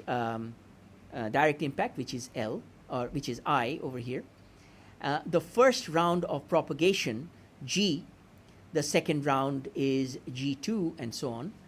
When the series converges, J is positive, all of those rounds add up exactly to the network multiplier. Okay, I minus G inverse. The condition for containment, rho of G is less than 1. That's the condition. Rho of G is the spectral radius of the gain matrix G. If it is below 1, repeated propagation dies out and the total system impact remains bounded. If it reaches or exceeds 1, shocks can keep amplifying and cascades become possible. So that's the condition over here. Now the third element over here, the Perron-Frobenius interpretation for non-negative networks.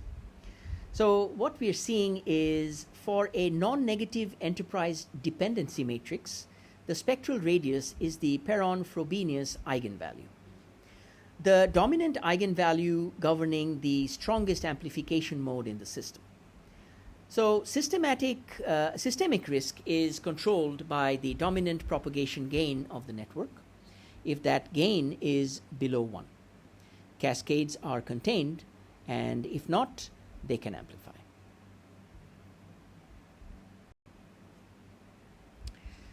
The spectral cascade threshold, we are going to review the first equation over here, bound on how a shock reaches another component.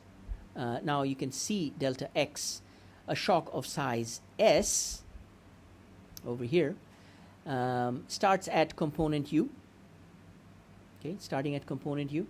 The impact is on component V after k periods and is bounded by the sum of all direct and indirect propagation paths from U to V. The direct term, one-step propagation through G, two-step propagation through G2, and so on. Now, summing G when cumulative propagation remains bounded. So if the spectral radius of the gain matrix G is below 1, as we have discussed, the repeated propagation terms converge and total system impact is finite. When rho of G is greater than or equal to 1, amplification can persist and cascading effects become possible. Third element, why systemic risk exceeds the direct effects. So the full network multiplier includes not only the direct and first round effects, I plus G, but also every higher order cascade, so G2, G3, and so on.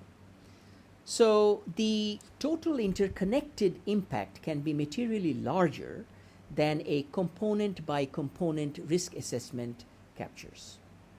So the key point is systemic risk is the direct shock plus every subsequent round of propagation through the enterprise network.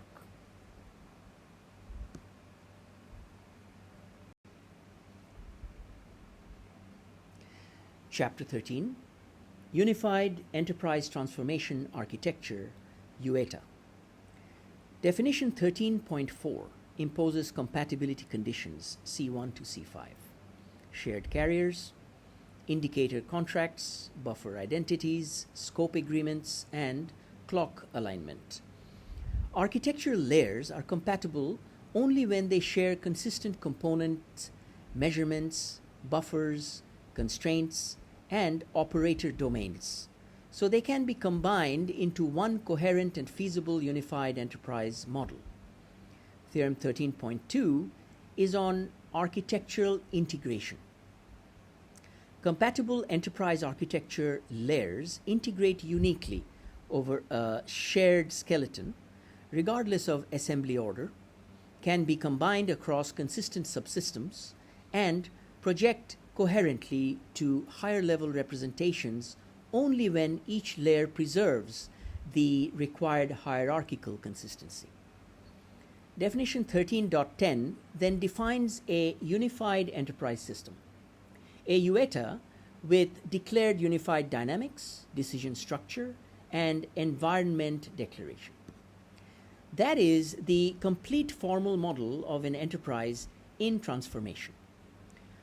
A unified enterprise system is a UETA augmented with declared dynamics, admissible decisions and policies, and environmental uncertainty, forming the complete formal model of an enterprise undergoing transformation.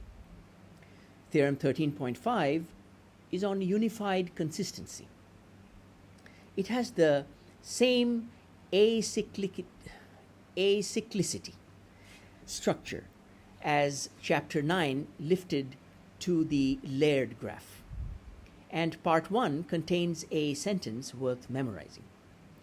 If any pair of layer declarations conflicts on a shared object, the UETA admits no admissible state, and no analysis performed on it about any enterprise is about any enterprise.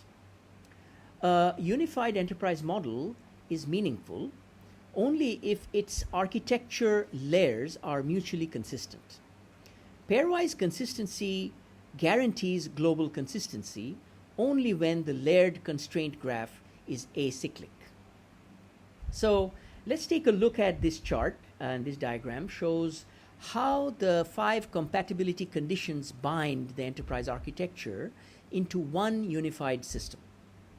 So we have C1, which is shared carriers. This is about linked architectures. Okay, linked architectures must refer to the same underlying enterprise objects. C2, indicator contracts. Measures and readouts must have consistent definitions across layers. Third is C3, buffer identities. Shared stocks, reserves, or buffers must reconcile across architectures. C4 is scope agreement. Architectures must describe the same enterprise boundary and included objects. C5 is about clock alignment. State updates and measurements must refer to compatible time periods. The layers C1 to C5 can be unified only if their shared objects, measures, balances, scope, and timing are mutually consistent. Any contradiction on a shared object means no admissible unified enterprise state exists. So the equations at the bottom here represents enterprise state evolution. So x sub k plus 1 equals f of x, u, and w. We've seen this before. This says that the enterprise's next state, x sub k plus 1, is generated by 3 things: its current state, x, management decisions, u, and the external environment or disturbance, w. The second element talks about the integrated enterprise readout. So this says that once the next enterprise state is determined, the unified representation also carries its key architectural readouts. So kappa times x sub k plus 1 captures capital or capability information. And phi of x and u captures performance or value associated with the state and decision.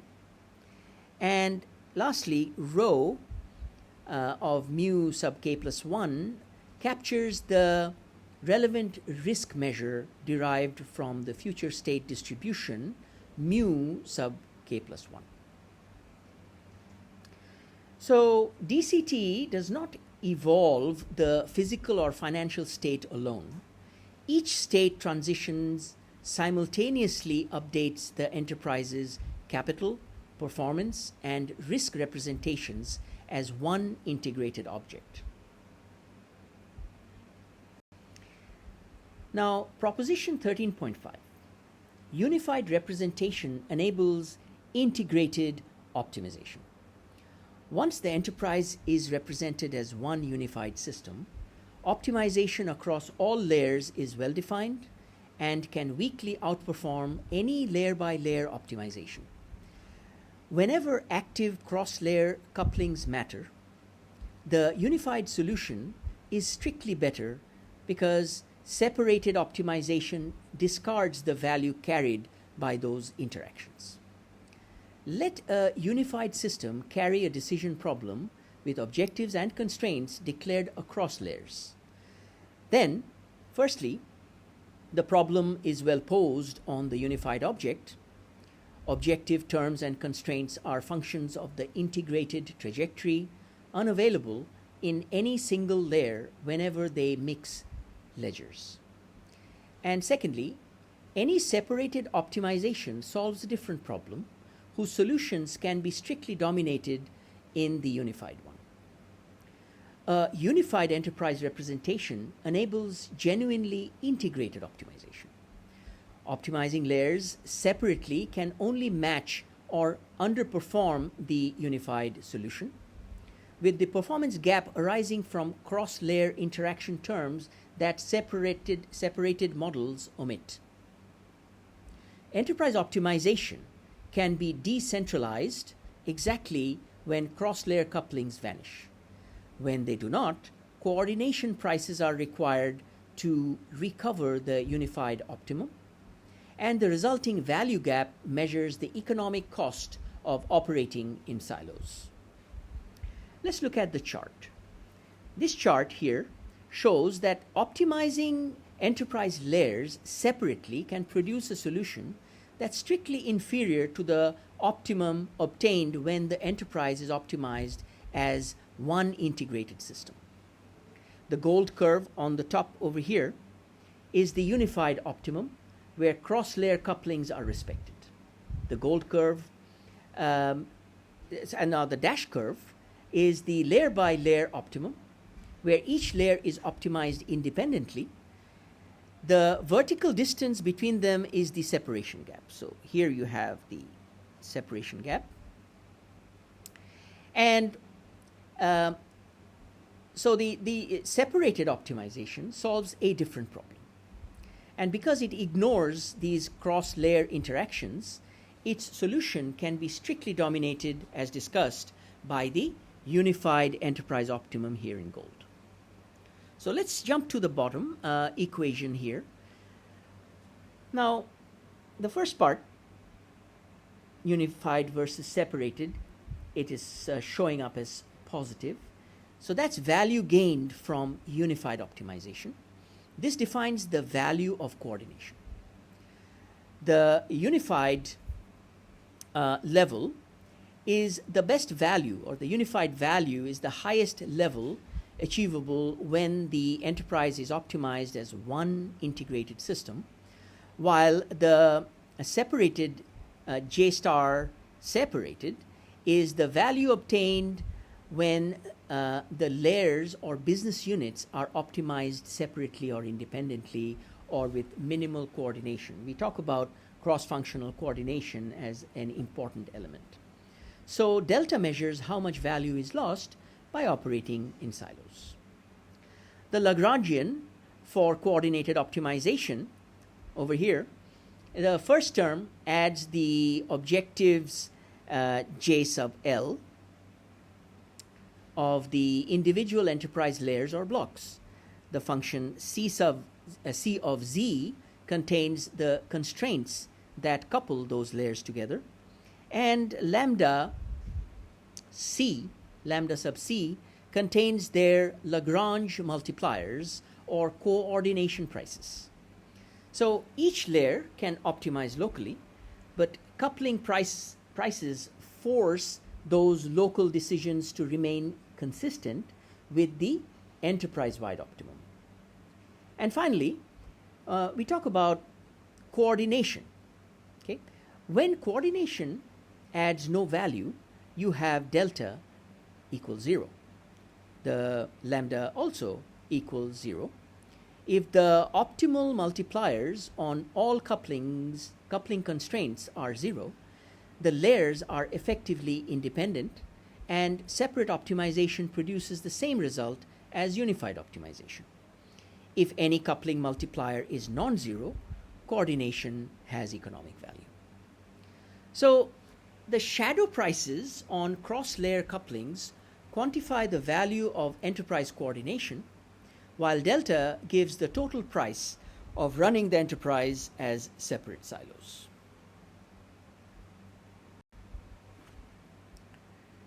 Now we move to chapter 14, mathematical analysis of the Unified Enterprise Transformation Architecture, UETA. Theorem 14.1 talks about existence. Under the stated assumptions, unified enterprise trajectories and equilibria exist and may be unique under contraction.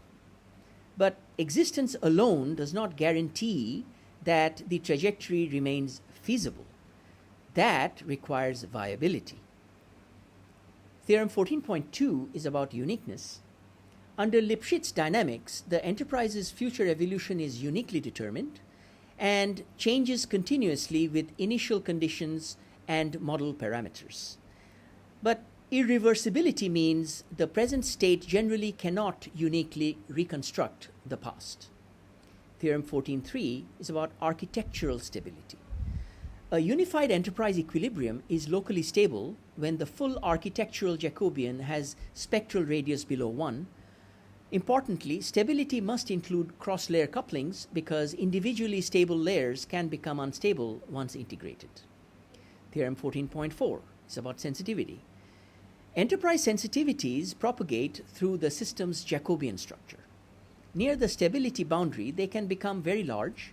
Cross-layer effects spread by the chain rule, and nonlinear couplings generally make the unified optimization problem non-convex. Theorem 14.5 is about feasibility. The enterprise feasible region is compact and structurally well behaved. But true long-run feasibility requires membership in the viability kernel. Being feasible today, or even for one more period, does not guarantee the enterprise can remain feasible indefinitely. So we move to definition 14.8, the viability kernel. A state is viable if some admissible policy produces a feasible trajectory over it over the horizon. Recursive feasibility is the property that feasibility at k implies feasibility at k plus 1. So a state is feasible if it satisfies current constraints, but it is viable only if some admissible policy can keep the enterprise feasible over the full horizon. So recursive feasibility means each decision preserves that ability going forward. The distinction between feasible and viable is the difference between we can satisfy the constraints today and there exists a future in which we keep satisfying them. Enterprises die in the gap of the viability kernel. Every policy exits omega in finite time. The failure is already determined and no amount of subsequent optimization recovers it. Computing the viability kernel is hard. Knowing it is the right object is most of the battle. Okay, so theorem 14.8 gives convergence with the contraction bounds. Unified enterprise trajectories converge only under identifiable structural conditions, such as contraction, Lyapunov decrease, monotone bracketing, or stable stochastic dynamics. And when those conditions fail, convergence should not be assumed. The second is a posteriori bound, and it is operationally the interesting one. A certified forecast horizon computed from one observed step. You measure how far the enterprise moved from this period, and you get a rigorous bound on how far it can still go. So let's look at this chart over here. It distinguishes feasibility from viability. The outer region, sigma, contains states that are feasible today, while the inner region, viab of sigma, contains only those states from which some admissible policy can keep the enterprise feasible indefinitely. The orange trajectory that you see over here begins inside sigma but outside the viability kernel. So although the firm is actually currently feasible, its path eventually exits the feasible region.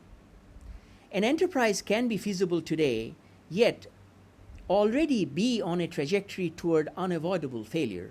Viability requires a policy that keeps it feasible for all future periods.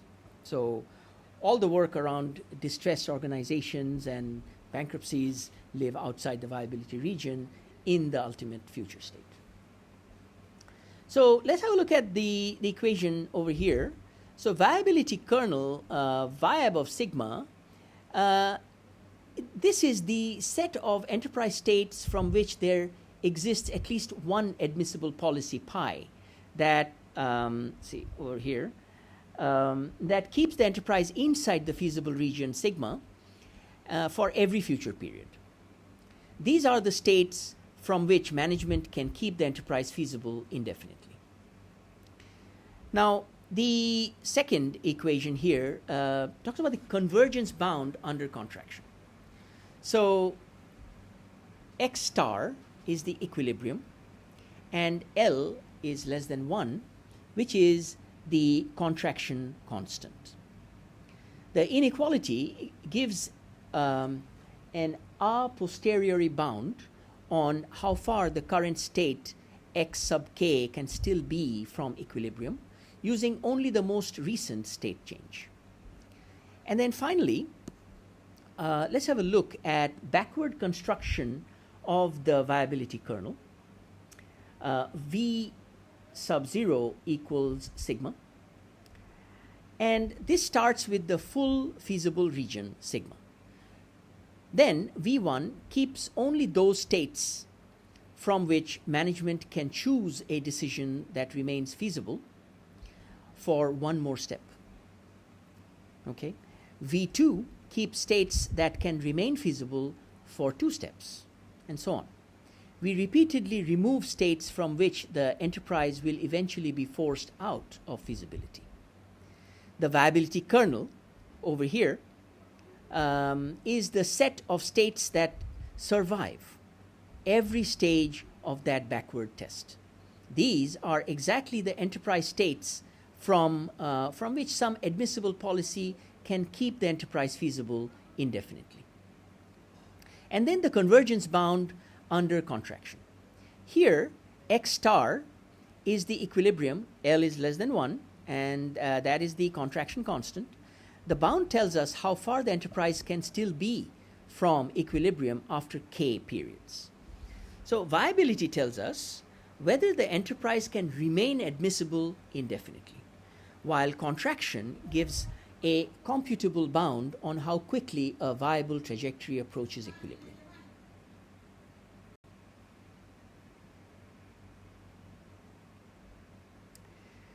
Okay, so the viability kernel.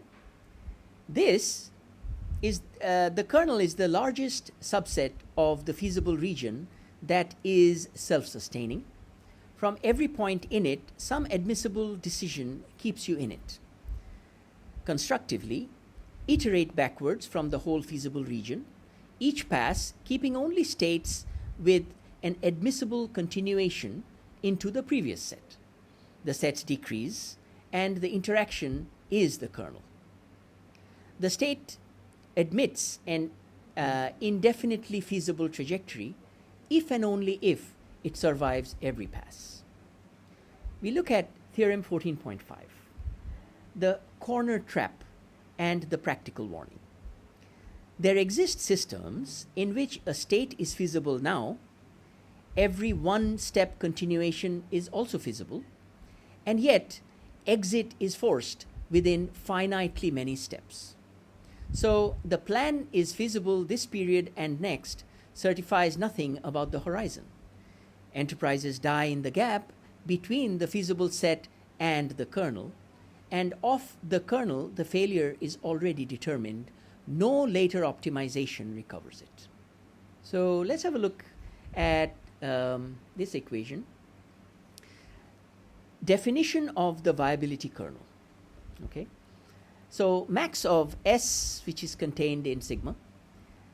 This says the viability kernel is the largest subset of the feasible region sigma, with the property that from every state inside it, management can choose at least one admissible decision U, with the property that from every state inside it, management can choose at least a U that keeps the next state inside the same subset. It is the largest set of enterprise states from which management can keep the enterprise feasible indefinitely. The equation over here talks about how the viability kernel is computed. So start with the entire feasible region. At each iteration, remove states from which there is no decision capable of keeping the enterprise inside the surviving set. The sets V sub j therefore becomes progressively smaller as discussed until they converge to the viability kernel. Repeatedly eliminate states that eventually lead to unavoidable infeasibility. And finally, the Y1 period feasibility is not enough. We discussed this also.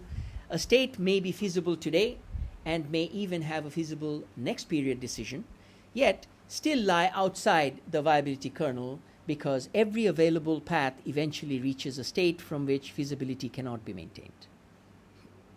This is the corner trap, as we talked about already. Being feasible now and even next period does not guarantee that the enterprise has a sustainable, feasible path.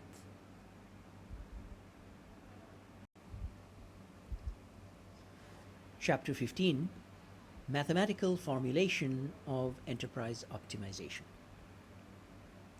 Definition 15.2. The General Enterprise Optimization Problem, GEOP.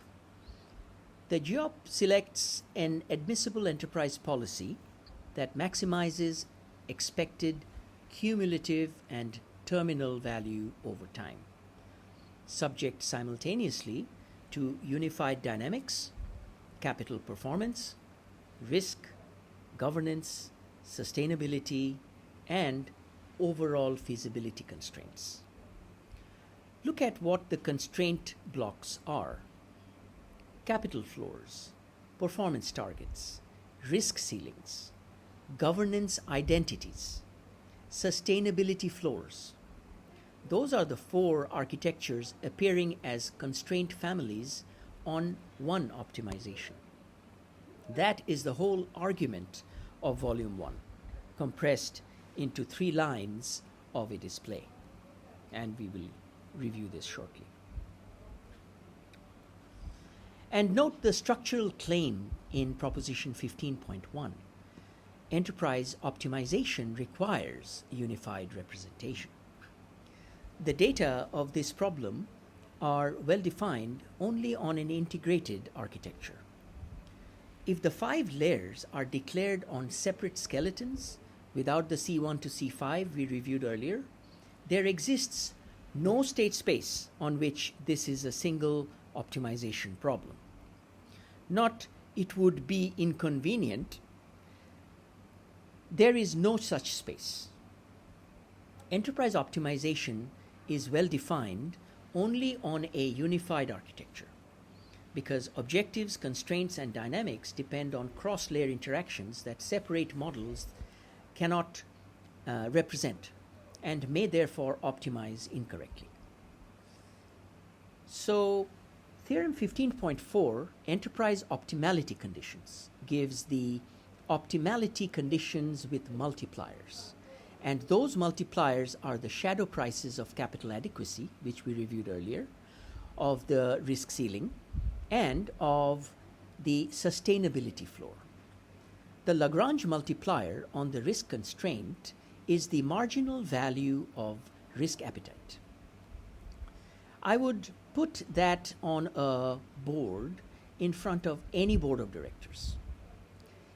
At an enterprise optimum, binding constraints satisfy the KKT conditions, the first order conditions, and carry economically meaningful shadow prices. Under convexity, these conditions certify global optimality, while without convexity, they identify only candidate optima requiring further second order or global analysis. Now, I want to draw your attention to this chart over here. It shows how far the four enterprise architectures become explicit constraint blocks inside the GEOP. So we've got capital over here, got performance here, risk here, governance here, and sustainability over here. So capital C, which is over here, C is greater than C min, the enterprise must maintain minimum required capital. Okay, performance over here, P is also greater than P target. Performance must meet or exceed its target. Let's move over to risk. Risk is less than R max. Okay, enterprise risk must remain below some kind of threshold or allowed ceiling. And then we move to governance. G equals 0. Governance identifies or consistency conditions must be satisfied exactly. And then sustainability, S is greater than S min. Sustainability must remain above its minimum threshold. The gold polygon shows the declared bounds or requirements, while the green polygon, so we've got the gold over here, and then the green polygon, it shows the current enterprise state relative to those constraints. GEOP turns the enterprise architectures into simultaneous optimization guardrails. So the optimal policy must improve value while remaining capital sufficient, performance adequate, risk bounded, governance consistent, and sustainable. So let's look at this set of equations over here. What is being optimized? Okay, and the enterprise chooses a policy pi from the admissible policy set, big pi, to maximize expected total value over the planning horizon.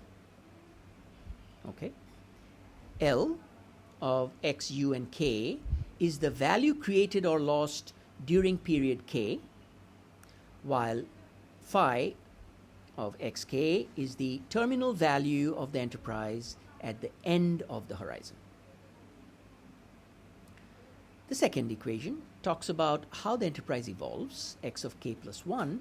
So the next enterprise state, x of k plus 1, depends on the current state, x of k, management's decision, u of k, and the disturbance environment, w of k. We have gone through this before. We have reviewed this before. The policy, pi of k, determines which decision to take in each state, and that decision must belong to the admissible decision set u. Okay. Now the constraints. The constraints the policy must respect. So C has to be greater than C min.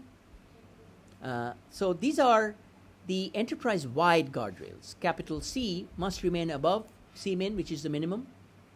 Performance P must be greater than the target. And see, governance must be satisfied, so G is equal to 0. And sustainability must remain above its floor of S min. For every state, every state must remain inside the feasible region, sigma. So GEOP chooses the best adaptive enterprise policy over time, but only among trajectories that remain financially, operationally, strategically, and risk feasible. So the equation at the bottom talks about first order optimality. So we've got at the optimum Z star, the gradient of the enterprise objective J is balanced by the gradients of the binding constraints, which we have over here. Binding constraints are G, while mu sub J apply equally to constraints H. So at the optimum, there is no feasible direction in which enterprise value can be moved without violating one or more active constraints. Now we move over to the complementary slackness conditions, lambda of G, which is at Z star equal to 0. This means an inequality constraint has a positive multiplier only when it is binding. If the constraint has slack, its multiplier is 0. Only constraints that are actually limiting the enterprise carry an economic price. And finally, the shadow price interpretation, delta J of delta B sub I equals lambda of I. Here, Bi is the limit or right-hand side of constraint I, and J star is the optimal enterprise value.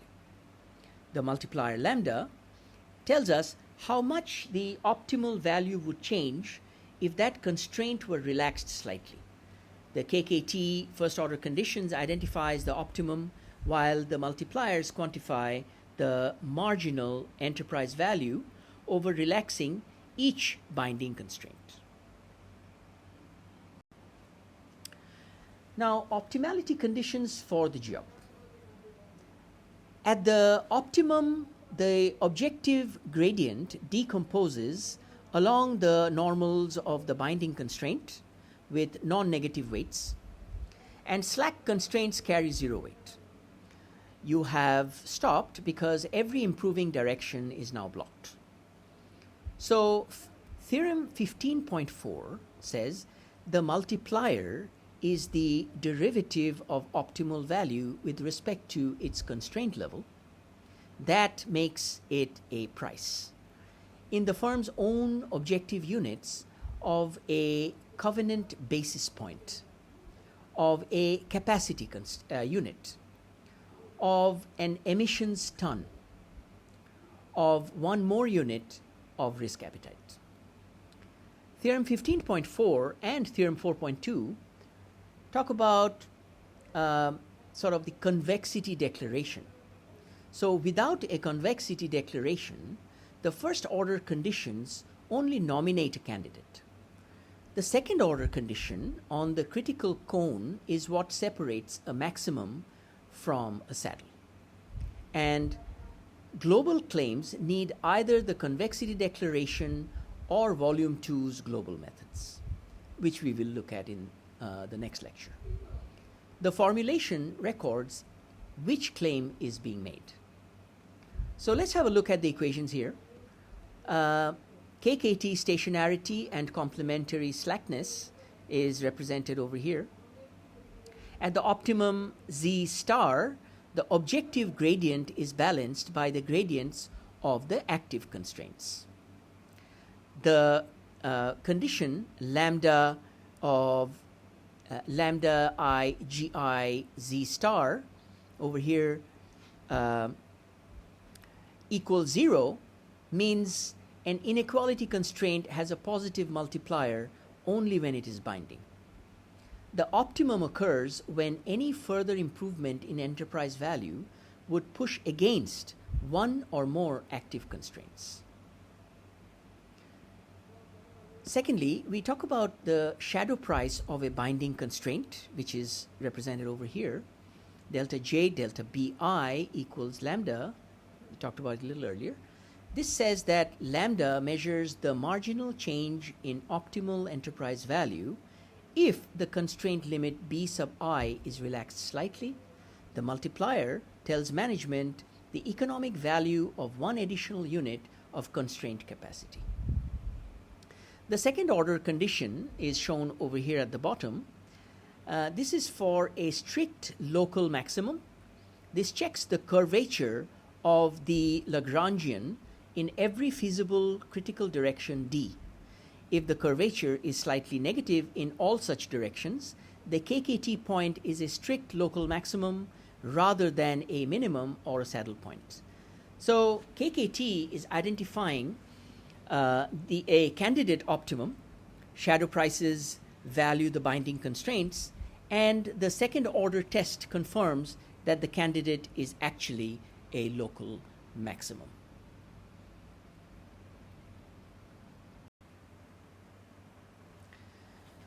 Let me close volume 1 by being precise about the framework's standing.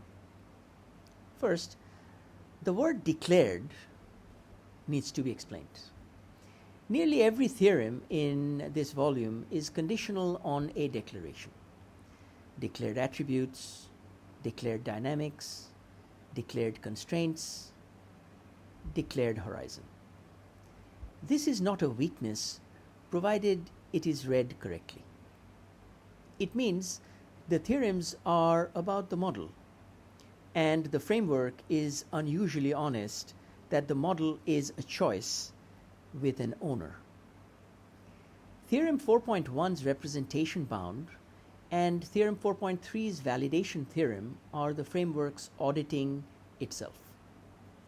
Very few management frameworks contain their own impossibility results. This one does, and it states them early. But it means something uncomfortable too. The mathematical rigor of Volume 2 is not transferable to the enterprise unless the declaration is right. And nothing in either volume can certify that it is. The declaration is where all the modeling risk concentrates, and it is exactly the part that is not mathematics. Second, on computation. The GEOP, as stated, is a constrained stochastic dynamic program on a state space of enterprise dimension. Volume 2 will give you HJB. HJB in dimension n is subject to the curse of dimensionality in the classical way, and enterprise state vectors are not low dimensional. Every practical solution will exploit structure, linear quadratic reductions, decomposition, function approximation, and the gap between the exact theory and the computed answer is where the actual epistemic risk lives. Third, on identification. I said it about chapter 8, and I will say it once more because it is the binding constraint, identification. The mathematics is far ahead of the data. A framework that can express jump diffusion enterprise dynamics with 7 capital stocks and 5 performance dimensions is being asked to identify hundreds of parameters from a few dozen quarterly observations of a non-stationary system. The response, Volume 2's robust and distributionally robust chapters, is the right response, and it is the reason those chapters exist. So on this chart, I want to go over the binding constraint, which is basically identification. The chart says that the enterprise state dimension n grows, and we can see the enterprise state dimension n in the horizontal over here. So the number of parameters that must be estimated grows roughly as n squared, while the available historical observations remain fixed. So the gold curve over here is the parameter count, and the dashed horizontal lines are realistic data limits. Okay, so data limits are limited here. For example, 5 years of quarterly data, 5 years of monthly data, or 10 years of monthly data. Now, once the gold curve rises above those lines, the model has more unknown parameters than observations. The practical bottleneck in high-dimensional enterprise modeling is not solving the mathematics, but identifying the model reliably from limited data. So, if we look at the equations here at the bottom, first is parameter uncertainty is bounded below by information. So, this expression is the Kramer-Rao type of bound, and theta hat is the estimated parameter vector, and I of theta is the information matrix. The inequality says that the covariance of any unbiased estimator cannot be smaller than the inverse information available in the data. So, limited information places a hard lower bound on how precisely the enterprise model can be estimated. The second expression here talks about the number of parameters which can overwhelm the data. So, the dimension theta is the issue here. If the enterprise state has dimension n, a covariance type parameterization may require on the order of n times n plus 1 divided by 2 parameters, and if that number is much larger than the sample size, big N, there is simply not enough data to estimate the model reliably. And Axiom does get into this trouble in some situations. Model complexity, therefore, can grow much faster than the available enterprise data. And finally, rank deficiency means non-identification. So if rank I is less than dim theta, this implies the model is unidentified. If the information matrix has rank smaller than the number of parameters, some parameter directions cannot be distinguished from the data at all. A model may be mathematically specified, yet still be empirically unidentifiable because the data do not contain enough independent information to estimate all of its parameters. So, what has Volume 1 actually established?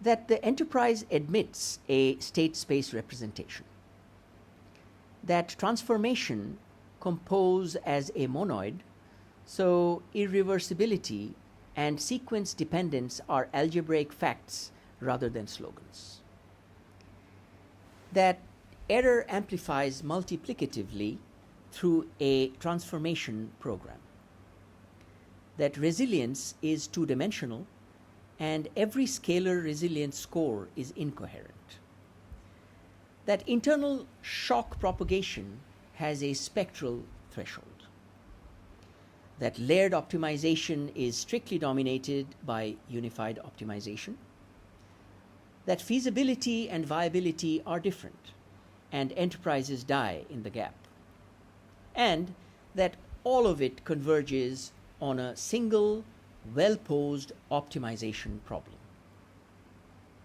So let's look at this equation at the bottom of the page. This line summarizes several core DCT conditions in compact form.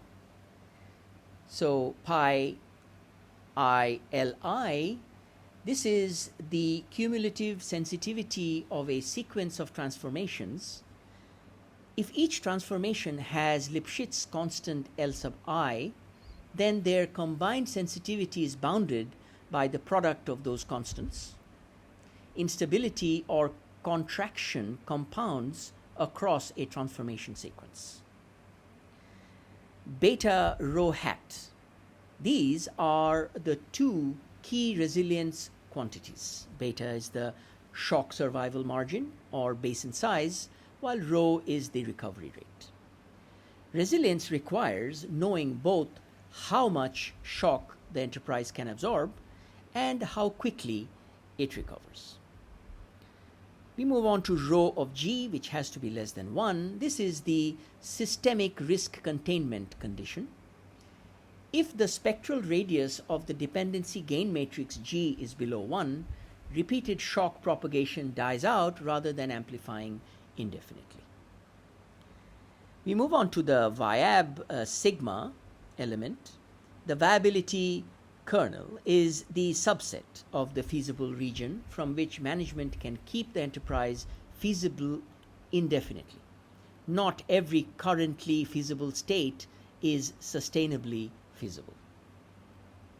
And finally, delta being equal to or greater than positive. Here, delta is the value of unified optimization relative to separated or siloed optimization. The inequality says integrated optimization can do at least as well as separated optimization. So DCT evaluates transformation through cumulative sensitivity, resilience, systemic containment, long-run feasibility, and the value of coordination. So this concludes Lecture 1 on Volume 1 of the DCT. Thanks for watching. Should you have any questions, you may feel free to contact me directly. My email is samir@theregentfinancial.com, and I can be reached at +1 858 399 1730. I look forward to seeing you in Lecture 2, which covers Volume 2 of DCT.